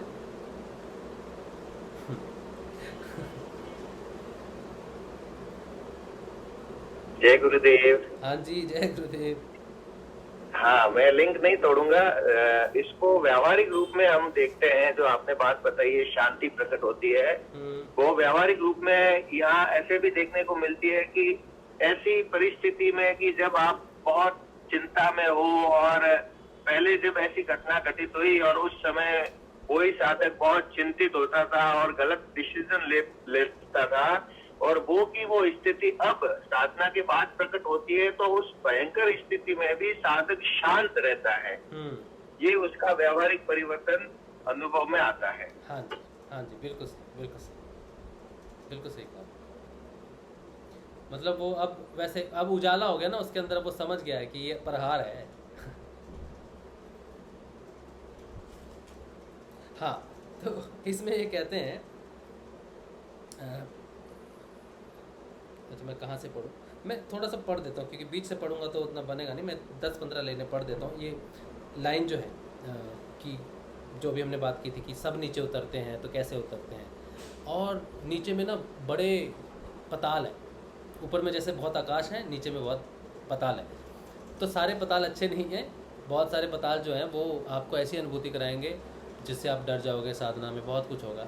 तो ऋषि अरविंद तो कहते हैं कि जाना तो पड़ता है नीचे, लेकिन दुर्घटनाग्रस्त होकर अगर किसी नरक के दर्शन हो जाए तो अलग बात है, ठीक है। मतलब कि ध्यान में कुछ ऐसा दिख सकता है, उसको दुर्घटना का नाम उन्होंने दिया है, कि सारे साधकों को वो सारी चीज़ों का करने की ज़रूरत नहीं होती, लेकिन कोई विशेष साधक हो जिसको अब करवाना है किसी चीज़ का दर्शन, तो कईयों को हो जाते हैं वैसे दर्शन, ठीक है। अब इसको पढ़ लेते हैं, थोड़ा और समझ लेते हैं इसको कि वो क्या कहना चाहते हैं। कहते हैं, आधुनिक मनोविज्ञान भी अवचेतन के महत्व को पहचान कर उसे परिष्कार की आवश्यकता पर विचारशील है, किंतु इन लोगों ने अति चेतन के बिना केवल अवचेतन को देखकर आधा सत्य ही जाना है। मतलब वो चेतना को नहीं लेके नीचे को समझने की कोशिश कर रहा है, इसलिए आधा सत्य समझा इन्होंने नीचे का, और समझ ये बैठे हैं कि अपने मन की टिमटिमाती रोशनी से इस डाकुओं लुटेरों की खो को रोशन कर डालेंगे। किंतु यह तो एक छोटी लालटेन हाथ में पकड़ बीहड़ जंगल में घुस जाने के समान है। दरअसल ये लोग प्राय अवचेतन में मनुष्य की तुच्छ सम्मुखीन सत्ता की ऊपरी भलमन साहत का केवल उलट ही देखते हैं, क्योंकि अवरोहन सदा अधिरोहन के अनुपात में होता है। ये देखो, ये बात हम कर रहे हैं, अवरोहन जो है वो अधिरोहन के अनुपात में है, मतलब जितना ऊपर असेंड करोगे उतना ही नीचे आपको जाना पड़ेगा। ये मत सोचना मेरा हृदय चक्र खुल गया तो मेरा ये खुल गया ना, ये यात्रा नीचे और ऊपर दोनों तरह एक साथ बराबर है। अच्छा, उसके बाद कहते हैं, मनोविज्ञान का ये एक ऐसा मूल नियम है जिसका लंघन मनुष्य की शक्ति से परे है। कोई भी मनुष्य जितना ऊपर चढ़ता है उससे अधिक नीचे नहीं जा सकता, क्योंकि उतरने के लिए वही शक्ति आवश्यक होती है जो चढ़ने के लिए। यदि मनुष्य किसी दुर्घटनावश अपनी आरोहण क्षमता से अधिक अवरोहण कर बैठे तो उसका स्वतः परिणाम हो या तो भूत बाधा या उन्माद, क्योंकि उस अवरोहण के समतोल आरोहण क्षमता उसे प्राप्त नहीं है। गुरु की इसीलिए बहुत ज़रूरत है। यहाँ पे भौतिक विज्ञान को कहा गया है कि कोई व्यक्ति आधी सच्चाई के साथ करता है काम, ऊपर उठता है, लेकिन नीचे ज़्यादा उतर जाएगा तो गुरुदेव क्या कहते हैं, कुंडलिनी को जगाना खतरनाक है, कुंडलिनी शक्ति जो है इसे पागल कर सकती है, आपको मृत्यु हो सकती है। यहाँ से वो बात ली गई है कि जो शक्ति जागरण करवाती है, जो आपको यात्रा करवाती है, आरोहण और अवरोहण करवाती है, उसको अगर नियंत्रित करने वाला, अनुपात में रखने वाला समर्थ गुरु आपके पास नहीं है, हम बोलते हैं ना समर्थ सदगुरुदेव, समर्थ गुरु अगर आपके पास नहीं है और उसने कुंडलिनी जगा दी, तो वो ऊपर कितना उठती है और नीचे कितना जाती है, ये अनुपात में नहीं हो सकता, क्योंकि उसको कंट्रोल करने वाला गुरु नहीं है। यहाँ पर गुरुदेव रामलाल जी से कहते हैं कि कुंडलिनी जागृत होकर आपका मन, प्राण, बुद्धि, शरीर को कंट्रोल में लेती है और ये शक्ति गुरु के अधीन कार्य करती है। इसलिए आप मुझे यहाँ ध्यान करो। इसीलिए गुरु से दीक्षा लेने के बाद गुरुदेव का ध्यान करना, उनको समर्पित करना, पूर्ण समर्पण सिर्फ गुरुदेव के प्रति अति अनिवार्य है, नहीं तो वो शक्ति अनुपात में कार्य नहीं करेगी। तो अगर आप साधना कर रहे हो तो आपका पूर्ण श्रेय, विश्वास, श्रद्धा जो भी है वो पूरा गुरुदेव पे होना चाहिए, ताकि वो शक्ति अनुपात में कार्य करे। इन केस वो शक्ति को हठ योग से या ऐसे विधि से जागृत किया जाता है भौतिक विज्ञान में, जिसको कंट्रोल नहीं किया जा सकता, तो आरोहण की जगह अवरोहण ज़्यादा होगा और उसका प्रतिफल होगा उन्माद, पागलपन या मृत्यु। ये बात लिखी हुई है, ठीक है। अच्छा, कहा गया क्षमता है भूत बाधा, यानी कि अवरोहण में समतल आरोक्षण। हम इस सृष्टि के तथ्य को समीप से देखने का जो जो उपक्रम करते हैं। अच्छा, ये आप पढ़ लेना। एक चीज़ और है, जो ऋग्वेद में नीचे के जो स्तर हैं जिन्हें अवचेतन कहा जाता है, ऊपर अतिचेतन, नीचे अवचेतन, ठीक है। ऋग्वेद में इस चीज़ को बोला गया है कि नीचे के जो स्तर हैं उनको क्या बोला गया है, अभी आपको बता दूँ।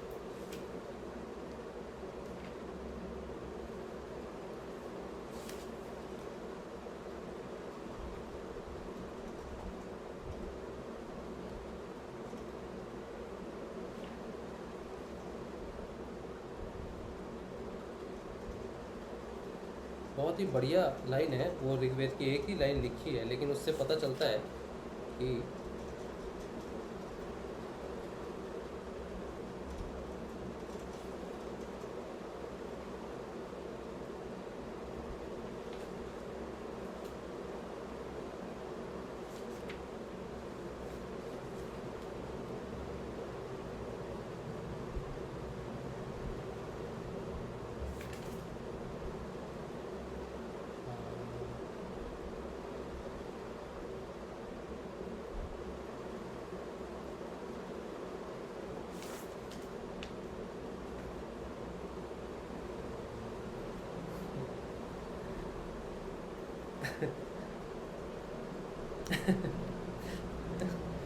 मैं हंस रहा हूँ इसलिए क्योंकि ये जो क्या ये पानी है ना, अच्छा ये आप सुनो, ठीक है। हाँ, इसमें ऋग्वेद वाली भी बात आ जाएगी। एक पेज है, मैं पढ़ता हूँ इसको, ठीक है, आपको अच्छा लगेगा सुनकर। अवचेतन के विविध स्तर कहते हैं, अवचेतन के विविध स्तर का अर्थ है कि नीचे के जो भौतिक और आंशिक भौतिक कहते हैं, सूक्ष्म भौतिक के जो नीचे के स्तर हैं, ऊपर वाले स्तर की बात नहीं कर रहे अति चेतन वाली, नीचे तमस के स्तरों की बात कर रहे हैं, जिसे वो अवचेतन कहते हैं, उनके स्तर की बात बता रहे हैं, ठीक है। नीचे के कितने स्तर हैं, वो कैसे हैं, उनकी बात कर रहे हैं। अच्छा, उनमें उतरता है मनोविज्ञान, आधुनिक मनोविज्ञान, जिसे हम भौतिक विज्ञान कहते हैं। मनोविज्ञान इसलिए कहा जाता है कि वो सोच से उतरते हैं नीचे। लेट 2 + 2 = 5, 3 + 3, मतलब जो सोच के नीचे उतरना, मनोविज्ञान, मनोधारणा करके, परिकल्पना करके वो इसको जानने की कोशिश करते हैं, हिस्ट्री को अपने रेफरेंसेस लेके। तो इसे कह दिया गया है आधुनिक मनोविज्ञान। रिसेंट जो है साइंस, टेक्नोलॉजी आप कह सकते हो उसको, वो नीचे जा रही है अंधकार में। हाँ, अब क्या होता है, आधुनिक मनोविज्ञान जिस अवचेतन की चर्चा कर रहा है वह लगभग अति चेतन की ही तरह विशाल एक ऐसे लोक का सीमांत भर है जिसके अपने अनेक स्तर हैं, अपनी शक्तियां हैं और अपनी सत्ताएं हैं। यदि हम चाहें तो उन्हें सत्ता शक्तियां भी कह सकते हैं। जिस प्रकार विकास क्रम में हमारा भविष्य अति चेतन है, विकास क्रम का अर्थ है विकास, हम असेंड कर रहे हैं, ऊपर उठ रहे हैं, ठीक है। तो हम जब ऊपर उठ रहे हैं तो हमारा क्रम विकास क्या है? अति चेतन।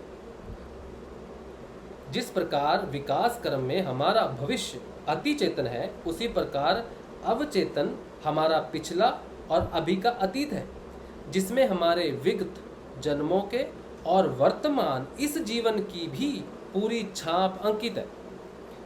जिन शक्तियों की देख रेख में हमने जड़ तत्व से लेकर पशु स्तर, जिन शक्तियों की देख रेख में हमने जड़ तत्व से लेकर पशु स्तर तक और पशु से मानव स्तर तक आरोहण किया है, जो पिछले अवशेष हमारे इस क्रम विकास को निर्धारित करते रहे हैं, वे सब अवचेतन के अंदर इस प्रदेश में पत्थर पर लकीर की तरह केवल अमिट ही नहीं हो गए, बल्कि सक्रिय बने हुए अब भी हमें प्रभावित कर रहे हैं। हम जितना सोचते हैं, यदि हम उससे कहीं अधिक दिव्य हैं, तो उसका कारण है हमारा अति चेतन भविष्य, जो हमें ऊपर खींच रहा है। दूसरी ओर अपनी कल्पना से अधिक हम पशु भावग्रस्त हैं, उस अवचेतन और अचेतन अतीत के कारण जो हमें नीचे घसीट रहा है। यही द्विविध भेद है, जिसके अंदर सारे गहन रहस्य की कुंजी छिपी है। नर्क पार किए बिना कोई स्वर्ग नहीं पहुंच सकता। यह सत्य है कि इन घृणित स्थलों के साथ किसी दुर्घटनावश परिचय हो जाए तो हो जाए, ये बात है। यह सत्य है कि इन घृणित स्थलों के साथ किसी दुर्घटनावश परिचय हो जाए तो हो जाए, अन्यथा इन्हें जाने बिना भी आध्यात्मिक शांति और आनंद मिलने संभव है। किंतु जिस प्रकार नर्क अनेक हैं, उसी प्रकार स्वर्ग भी एक नहीं है। हमारी सत्ता के प्रत्येक स्तर का अपना स्वर्ग और अपना ही नर्क है। साधारणतः धर्मनिष्ठ लोग अपने वयष्टि रूप को त्याग देते हैं और साथ ही वे अवचेतन से भी बाहर निकल जाते हैं। एक मिनट। साधारणतः धर्मनिष्ठ लोग अपने वयिष्ठ रूप को त्याग देते हैं और साथ ही वे अवचेतन से भी बाहर निकल जाते हैं। ये बात बड़ी महत्वपूर्ण है। देखो, हमने पहले बात की थी ना कि नीचे गिए बिना किसी न किसी योग पद्धति से हम असेंड करते हैं, नीचे का छोड़ देते हैं, कट कर देते हैं और ऊपर चले जाते हैं। कहने का अर्थ है कि धर्मनिष्ठ लोग अपने वयिष्ठ का त्याग करते हैं। वयिष्ठ का अर्थ है वयिष्ठ चेतना, समिष्ट का अर्थ है समिष्ट चेतना, और वयिष्ठ का अर्थ है मैं और मेरा चित्त। तो वयिष्ठ का त्याग करने का अर्थ है कि मैं अपना त्याग करता हूँ, आत्मा को धारण करता हूँ। तो आत्मा को धारण करके धर्मनिष्ठ लोग निकल जाते हैं, अवचेतन को कट कर देते हैं, छोड़ देते हैं। सुनो फिर से। साधारणतः ये वो लोग हैं जो असेंड करते हैं। ऋषि अरविंदो ने क्या किया? जिसके लिए असेंड कर रहा था उसको डिसेंड करवाया। यही बात हमने की थी, ठीक है। फिर से, साधारणतः धर्मनिष्ठ लोग अपने वयिष्ठ रूप को त्याग देते हैं और साथ ही वे अवचेतन, नीचे का जो हिस्सा है, अवचेतन से भी बाहर निकल जाते हैं। उन्हें रास्ते में केवल एक प्रवेश द्वार से गुजरना पड़ता है और द्वार रक्षक इतना अधिक सताते हैं कि संतों के जीवन चरित्र के अंधकारों और कठिन प्रलोभनों की सारी कहानियां सत्य हो जाती हैं। किंतु होता है वह केवल एक प्रवेश द्वार। जिस तरह जिस स्वर्ग की वे लोग आकांक्षा रखते हैं, वह बाहरी जीवन से निकलकर परम आनंद में निमग्न हो जाना मात्र है। हम पहले ही बता चुके हैं कि ऊपर या कहीं नीचे चेतना को गंवा देना इस योग का उद्देश्य नहीं है। नीचे पहुंचकर तो हमें विशेष रूप से आंखें नहीं मूंदनी है। पूर्ण योग का साधक जिस प्रकार प्रकाश के चमकारों पर संतोष नहीं कर बैठता, उसी प्रकार रात्रि के अंधकार से भी वह अभिभूत नहीं होता। वह जिधर जाए उसे आंखें खोलकर देखने की आवश्यकता है। पूर्ण प्रभुत्व की और यही पहला पग है। पूर्ण प्रभुत्व की ओर यही पहला पग है कि उसे ना तो नीचे प्रलोभनों में मस्त होना है, ना ऊपर की रोशनियों में खुश होना है, उसे बहना है। क्योंकि हमारे सामने प्रश्न यहाँ से किसी अच्छे जीवन में चले जाना नहीं है। Better life is not our aim. हम बहुत अच्छा जीवन व्यतीत करें, अच्छे जीवन में प्रवेश करें, ये पूर्ण योग का मकसद नहीं है। यहाँ पे कहा जा रहा है, ठीक है। कहते हैं क्योंकि हमारे सामने प्रश्न यहाँ से किसी अच्छे जीवन में चले जाने का नहीं, इसी जीवन के रूपांतरण का है, ठीक है। अति चेतन की ही तरह अवचेतन के भी अनेक स्तर या लोक हैं। ऋग्वेद में इन्हें अनेक अंधेरी गुफाएं कहा गया है। सच पूछो तो हमारी सत्ता के प्रत्येक स्तर के पीछे एक अवचेतन मौजूद है। क्या बात है। एक मानसिक अवचेतन है, एक प्राणिक और एक भौतिक, जिसके अंतिम छोर पर है अवचेतन जड़ तत्व। इसको सुनो। सच पूछो तो हमारी सत्ता के प्रत्येक स्तर पर एक अवचेतन मौजूद है। एक मानसिक अवचेतन, एक प्राणिक और एक भौतिक, जिसके अंतिम छोर पर है अवचेतन जड़ तत्व। अब जो है ये जो है बात, ये इसको थोड़ा सा एक्सप्लेनेशन की ज़रूरत है, ठीक है। मैं एक लाइन फिर से बोलता हूँ, इसको एक्सप्लेनेशन की ज़रूरत है, ऐसा इस बुक का मानना है, ठीक है। तो मैं इसकी थोड़ी सी आपको डिस्क्रिप्शन देता हूँ, फिर यहीं तक पढ़ेंगे, बाकी आप खुद थोड़ा पढ़ना, ठीक है, क्योंकि आपको भी थोड़ा सा कष्ट उठाओ थोड़ा सा क्योंकि मैं यहाँ सिर्फ बोलूँगा ना, तो हो सकता है कि उतना आप उसको ग्रहण ना कर पाओ। तो अगर आप भी पढ़ोगे ना तो फिर ज़्यादा समझ में आ जाएगा। तो फिर से पढ़ता हूँ। सच पूछो तो हमारी सत्ता के प्रत्येक स्तर के पीछे एक अवचेतन मौजूद है। एक मानसिक अवचेतन है, एक प्राणिक और एक भौतिक, जिसके अंतिम छोर पर है अवचेतन जड़ तत्व। अब कहते हैं जड़ तत्व में प्राण का प्रस्फुटन होने के पश्चात शुरू में पृथ्वी पर मन के जिस अविकसित या अर्ध विकसित रूपों का, ये तो चलो डेवलपमेंट है। अब ये इसको एक्सप्लेन करते हैं। श्री अरविंदो ने हमारी सत्ता के अंतर विभागों को विकास के आरोहण क्रमानुसार माना है, और यही तर्क संगत मालूम होता है, क्योंकि चेतना जड़ तत्व के अंदर अभिव्यक्त हुई है। सही बात है। जब चित्त का निर्माण हुआ तो चेतना जड़ तत्व में मिली, तो पहला चित्त बना, ठीक है। और भौतिक जगत से आरंभ करके ही चेतना की अधिकाधिक उच्च कोटियां प्रकाश में आई हैं, ठीक है। अतः हमारी देह के, हमारे इस भौतिक आधार के समरूप है अवचेतन। ये जो शरीर है ना, ये जो दिख रहा है ना, ये जड़ तत्व है। इसमें चेतन है बोल के इसमें डगमग डगमग हो रही है, बल बल बल हो रही है, लेकिन ये शरीर अवचेतन है के समान है, अवचेतन के समान है। कहने का अर्थ है जो जड़ तत्व की बात करते हैं, जिस अवचेतन की बात करते हैं, वो इस शरीर के समान ही है, ये कहना चाह रहे हैं। जिसके लिए कह रहे हैं, जिसके लिए श्री अरविंदो ने जड़ता शब्द अधिक उपयुक्त माना है, क्योंकि यह अचेतन वास्तव में चेतना वही नहीं है। सही बात है।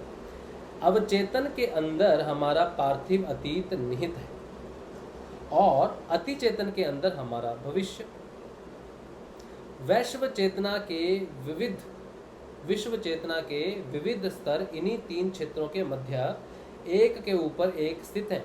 श्री अरविंदो ने कहीं कहीं इन लोकों का अवसीम नाम से भी वर्गीकरण किया है, ताकि इनका अवचेतन से पूरी तरह भेद हो सके। अवचेतन वह है जो सबलप चेतन और कुचेतन है, अधा चेतन, जबकि अवसीम लोग अत्यधिक सचेतन शक्तियों से भरे पड़े। तो अवसीम लोग उन्होंने कहा है, इन जो सचेतन है, इन विविध मंडलों के अंदर व्यक्तिक अंश बहुत ही सीमित है, यानी मात्र हमारी अपनी देह और पिछले जन्मों में तथा इस जन्म में जितने भाग में हमने बस्ती बसा ली हो, यानी जिस भाग का व्यक्तिकरण हो चुका हो, तो उसको इन्होंने जड़ तत्व कहा। ठीक है। हम कह चुके हैं कि अवचेतन के अनेक स्तर हैं। हमने जानबूझकर इन निम्न लोकों का विस्तार में वर्णन नहीं किया। समय आने पर साधक स्वयं इन्हें अनुभव कर लेगा। यद्यपि कुछ लोगों की ऐसी ही धारणा है, किंतु मन द्वारा इन शक्तियों को ठीक ठाक रूप देना वस्तुतः इनका अपसारण करना नहीं, बल्कि अपनी चेतना पर उन्हें और भी अधिक अधिकार देना है। इनका इलाज मन के द्वारा नहीं हो सकता। ठीक है, तो बहुत बढ़िया है, बहुत बढ़िया। चलो इतना ही है, इंट्रोडक्शन ही है। ये बुक बहुत अच्छी है, मैंने नहीं पढ़ी पूरी। हाँ, तो ये आप पढ़ सकते हो। ठीक है, इस बात को आपको अगर समझना है तो आप डायरेक्ट वहाँ से नहीं पढ़ सकते जहाँ से मैंने पढ़ा है। उसका कारण ये है कि मेरी अंडरस्टैंडिंग थोड़ी सी डिफरेंट इसलिए है क्योंकि मैंने ये बुक 30-40% पढ़ ली है, जिसमें कुछ चीज़ें हैं जो मुझे पता है, एक्चुअली बताई गई हैं मुझे, तो मुझे ये चैप्टर समझना इजी हो गया। लेकिन फिर भी जो एक्सप्लेनेशन अभी हमने जानी है उसके आधार पे अगर आप ये पढ़ो तो इसका चैप्टर का नाम है परम रहस्य। जो पंक्तियाँ मैंने ली है इस बुक से, इसका नाम है परम रहस्य। तो परम रहस्य का अर्थ बड़ा गहरा रहस्य है। और भी बहुत कुछ है इसमें बातें करने के लिए, करते रहते हैं बातें, तो हमारा काम ही वही है। तो ये है। अब आप जो है कुछ बोलना चाहो, कुछ कहना चाहो तो इट्स ओपन टू यू। मैं पानी पी। भैया इस किताब का नाम क्या है? इसका नाम है जी, कल तो हमने बात की थी ना कि चेतना का साहसिक अभियान। अच्छा। ये ऋषि अरविंदो की किताब है, आपको अमेज़ॉन पे मिल जाएगी। 400, 450, 500 रुपये की किताब। अच्छा अच्छा।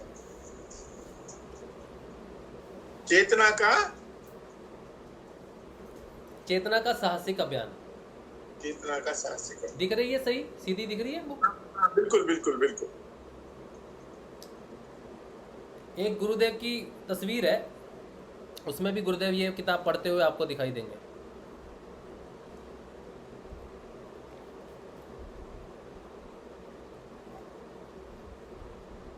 कोई गुरु भाई बात करना चाहता है?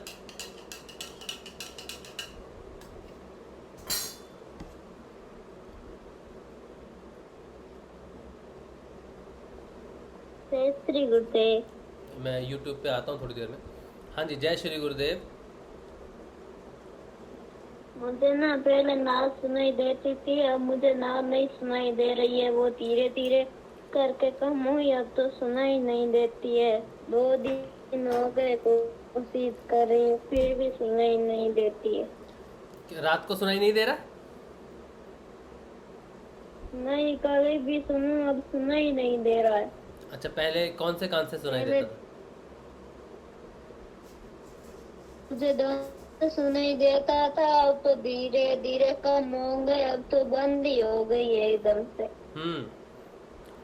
तो रात को ध्यान नहीं करते? करते हो ध्यान रात को? मंत्र जाप ही करते हो? नाद नहीं सुनते थे? मैं सुनती हूँ, कैसे में ध्यान करते हैं। अच्छा, 2 दिन से नहीं सुनाई दिया। इसमें कोई टेंशन वाली बात नहीं है बेटा, ठीक है? कोई टेंशन वाली बात नहीं है, वो और गहरा लेके जाने की तैयारी में है आपको। जब नहीं सुनाई दे रहा तो उसको नाम जपना। हाँ, रात को मंत्र जाप करती सो गई और सुबह उठती जैसे पूरी रात सोई नहीं। अच्छा, देखो 1-2 दिन में घबराने की जरूरत नहीं है, ठीक है? मंत्र जाप करना और रात को वो अपने आप सुनने लग जाएगा तुमको, ठीक है? घबराना नहीं है इसमें, ठीक है? और जय गुरु भाई। हाँ जी, गोकुल सिंह जी, आप कुछ कहना चाहते हैं? एक मिनट, आप इनको कुछ कहना चाहते हैं नाद पे? नहीं, नाद पे नहीं, मैं तो अपना कुछ पूछना चाह रहा था आपसे। अच्छा, 1 सेकंड, मैं उनसे बात कर लेता हूँ, फिर हम बात करते हैं।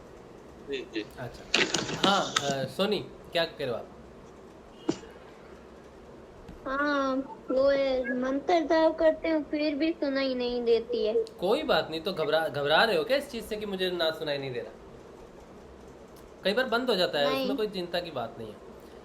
अभी बंद करो दोनों कान, पहले बंद करो दोनों कान। अब दोनों कान बंद करने, अब तक मेरी आवाज कैसे सुनाई देगी? नहीं सुनाई दे रही। रुको, बंद किए दोनों कान? बंद करने के बाद ऐसे बंद रखना थोड़ी देर, फिर एक छोड़ना, ठीक है। फिर ध्यान करना 1 पे, फिर इसको बंद करना, इसको खोलना, फिर इस पे ध्यान करना रात को, ठीक है। कोई बात नहीं, अगर वो नहीं है तो वो गहरा लेके जाने की अवस्था में है, वो कभी बंद नहीं होता बेटा। आपने प्रार्थना तो नहीं की ना कि नाद बंद हो जाए? नहीं की। अच्छा ठीक है, कोई बात नहीं, 2-4 दिन देखो तो फिर बताना। हाँ हाँ। ऐसे बंद नहीं जय होता, श्री गुरुदेव। प्रार्थना करके जनरली बंद हो जाता है, लेकिन अगर कोई उसका अध्ययन करे तो वो धीमे हो जाता है, और धीमे होते होते एकदम गायब हो जाएगा, ठीक है। फिर वो आ जाता है, लेकिन अपने आप आ जाता है। नाम जब नहीं, से मैं तो प्रार्थना नहीं करती हूँ, रात को अनुसंधान करती हूँ। अच्छा ठीक है बेटा, कोई चिंता नहीं है, वो देखो कुछ होगा जरूर, आ जाएगा, वो सुनने लग जाएगा, ठीक है। वो नीचे के स्तर पे जब जाएगा तो वो धीमे हो जाता है। हाँ, जय श्री जय गुरुदेव। श्री। अच्छा, गोकुल सिंह देवड़ा जी कुछ कहना चाह रहे थे, बात करना चाह रहे थे। गुरुदेव, जय श्री गुरुदेव जी। मैं गुरु भाई, वो आपने कल जो बताया था ना गणेश जी के दर्शन के बारे में बताया था, जो दिन अभी 2-4 दिन पहले। हाँ जी हाँ जी।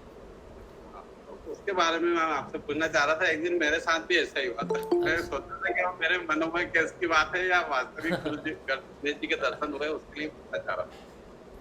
देखिए, इस चीज़ को तो मैं डिफाइन नहीं कर सकता हूँ, बस ये है कि ऐसे जो दर्शन होते हैं उनके बाद काफ़ी अच्छे परिवर्तन आते हैं साधना में, जीवन में, साधना में मेरे काफ़ी साथ प्रकाश क्या हुआ था वो मैं बताना चाहता हूँ। हाँ जी बताइए। मेरे साथ क्या हुआ, जैसे कि एक तो वो गुरु भाई गोविंद जी जो है अपने, उनके मैंने सुना था कि वो मूर्तियां बोलती हुई देखी, मैंने मूर्तियों का बोलता हुआ देखा, इस तरीके से मैंने वो उनका एपिसोड देखा था। अच्छा। उनकी अनुभूति वो सुनी थी मैंने 1-2 दिन पहले। उसके बाद में गणेश जी बैठने से 2-4 दिन पहले मेरे को रात को सोने के बाद में एक सपना आया। अच्छा। कि मैं कहीं गाड़ी में बैठ के जा रहा हूँ और गाड़ी जा रही है, और गाड़ी के पीछे से मैं देख रहा हूँ तो गणेश जी का मंदिर है रोड के किनारे पे। तो मैंने गणेश जी को इधर से प्रणाम किया, चला गया। फिर उसी गाड़ी में हम उधर से रिटर्न हुए वापस, तो फिर गणेश जी को प्रणाम किया तो गणेश जी ने गर्दन हिलाई मेरी तरफ, ऐसे करके 2 बार उन्होंने गर्दन हिलाई मेरी तरफ। ध्यान में ना सपने की बात बता रहे हो? सपने की बात बता। अच्छा। गणेश जी की मूर्ति थी इतनी बड़ी, काली मूर्ति। मैं बड़े ध्यान से देख रहा हूँ कि अरे यार मूर्ति कैसे हाँ कर रही है, मैं इधर से प्रणाम कर रहा हूँ तो मूर्ति कैसे ऐसे कर रही है। मैंने कहा जय गणेश देवा प्रभु, तो ऐसे मूर्ति कर। फिर मैंने दोबारा देखा, मैंने कहा मैं गलत देख रहा हूँ, मैंने फिर से प्रणाम करता हूँ, क्या फिर से ऐसा होगा? फिर मैंने प्रणाम किया तो फिर वो मूर्ति ने ऐसे किया।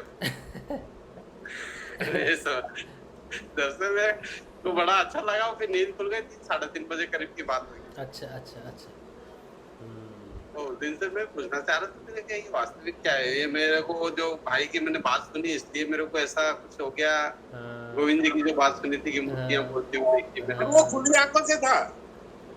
नहीं, सपने की बात है, रात को नींद में। मैं अपनी बता रहा हूँ, जो मैंने देखा था पूजा करते हुए, सब अच्छी तरह आंखें खोल करके पूजा कर रहा था, तब देखा था। जी गुरु भाई, मैंने आपकी अनुभूति सुनी थी, तो मैंने कहा उसकी वजह से तो मेरे को ऐसा नहीं महसूस हो गया।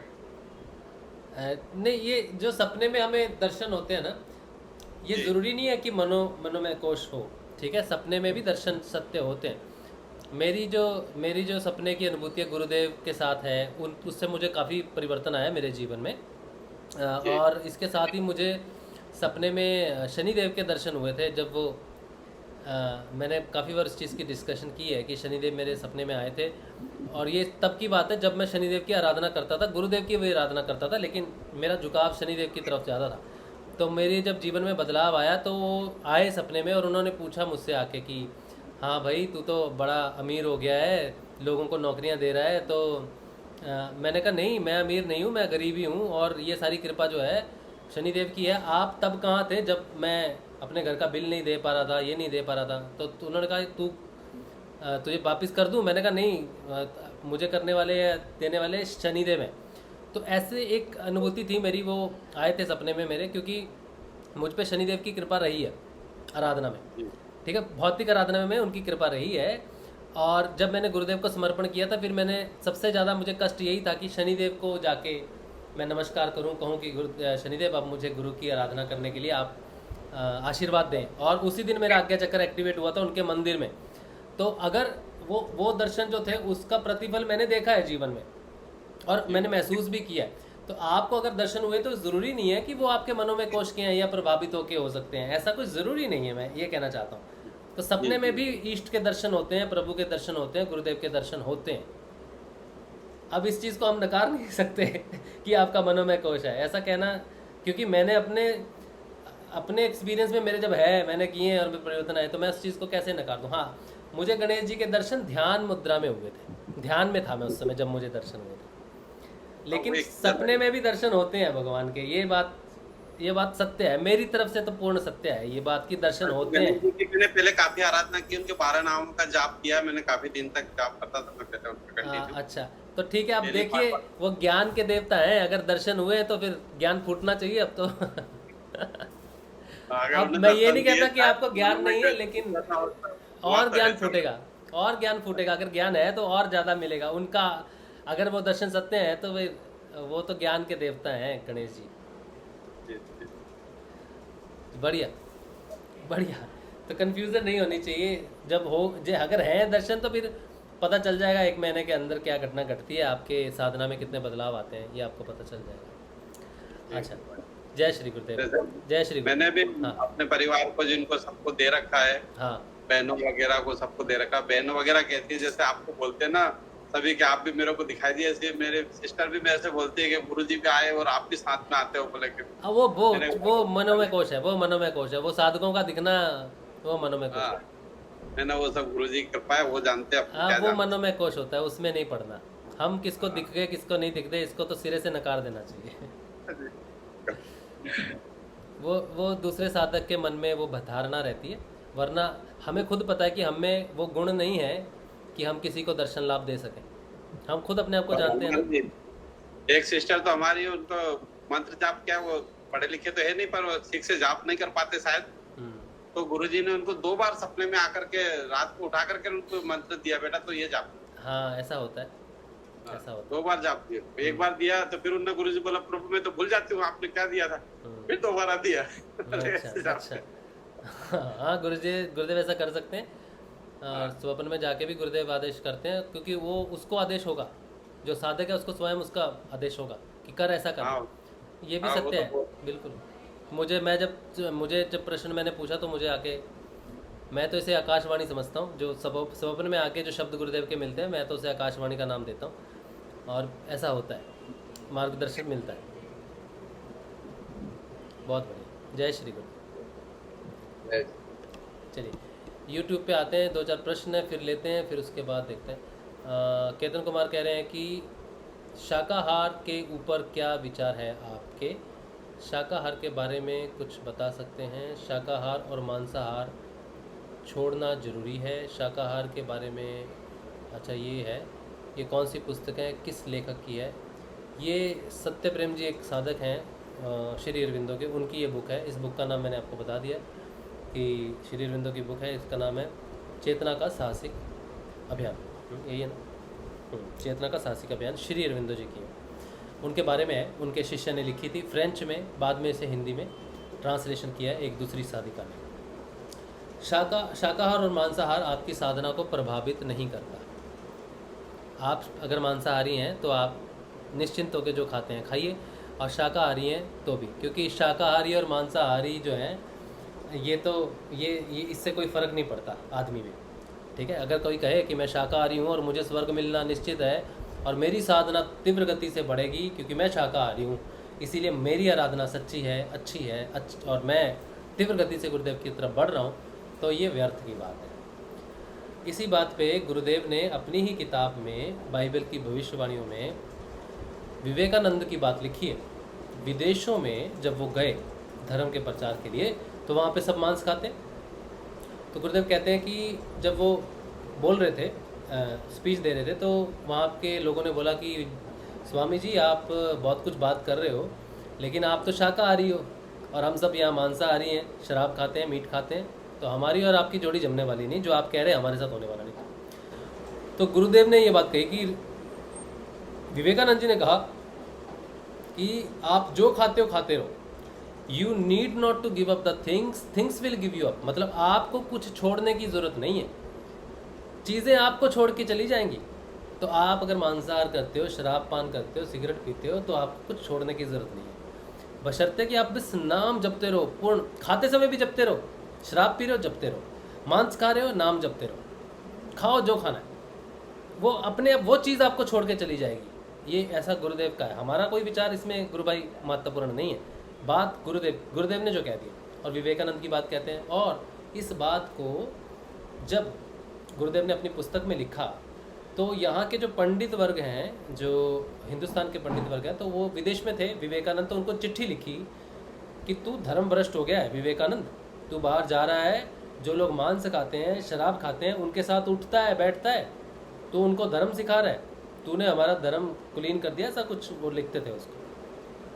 तो विवेकानंद ने रिप्लाई में बहुत गालियाँ देते थे उनको, बहुत डांटते थे। बोला तुम लोग जो हो ना, जो तुम बैठे हुए हिंदुस्तान में धर्म के नेता बन के या धर्म के रक्षक बन के बैठे हुए हो, तुम्हारा धर्म तुम्हारा पेट है, यानी कि धर्म को तुमने अपनी रोजी रोटी बनाया हुआ है, धर्म का तुम उपयोग करते हो अपनी जीवन चलाने के लिए, अपना पेट भरने के लिए। तुम असली धर्माचार्य नहीं हो, ठीक है। तुम सोचते हो कि एक मांस के टुकड़े के लिए अगर वो ईश्वर भेद करेगा तो मैं ऐसे ईश्वर को मानता नहीं। और बहुत बढ़िया सा शब्द लिखा था ईश्वर के बारे में, क्या ढोंगी या कुछ ऐसा लिखा था, बोला ऐसे ईश्वर को तो मैं मानता ही नहीं जो ईश्वर दो भक्तों में इसलिए भेद करे कि ये मांस खाता है और ये शाकाहारी है। ईश्वर इतना तुच्छ नहीं हो सकता, इतना छोटा नहीं हो सकता, अगर वो है तो मैं उसे मानता नहीं। ये विवेकानंद ने कहा। और ये बात जो विवेकानंद ने कही, ये गुरुदेव ने अपनी पुस्तक में लिखी। उस पुस्तक का नाम है बाइबल की भविष्यवाणी, ठीक है। तो बिल्कुल चिंता का विषय नहीं है। आप जो भी खाते हो, जो भी पीते हो, गुरुदेव भेद नहीं करते। आपको उतना ही स्नेह और प्रेम मिलेगा जितना कि शाकाहारी को मिलता है, ठीक है जी। मैं खुद भी मांसाहारी मैंने शुरू किया जब मैं एक ब्राह्मण परिवार में पैदा हुआ। 24 साल तक मैंने मांसाहार नहीं किया। फिर कलकत्ता जब आया, कलकत्ता में मांसाहार बहुत महत्वपूर्ण है, यहाँ बिना मांसाहार के चलता नहीं। और मेरी सेहत के हिसाब से मुझे मांसाहार खाना पड़ा। और फिर मांसाहार मैंने खाया तो उसके बाद साधना में वो मांसाहार छूट गया, फिर बीच में छूटा, फिर आ गया, फिर छूट गया, फिर आ गया। अभी स्थिति ये है कि मेरी इच्छा जो है मांसाहार की होती नहीं, ठीक है। मैंने कई दिनों तक मांसाहार को मैंने नहीं किया, मुझे इच्छा भी नहीं होती खाने की।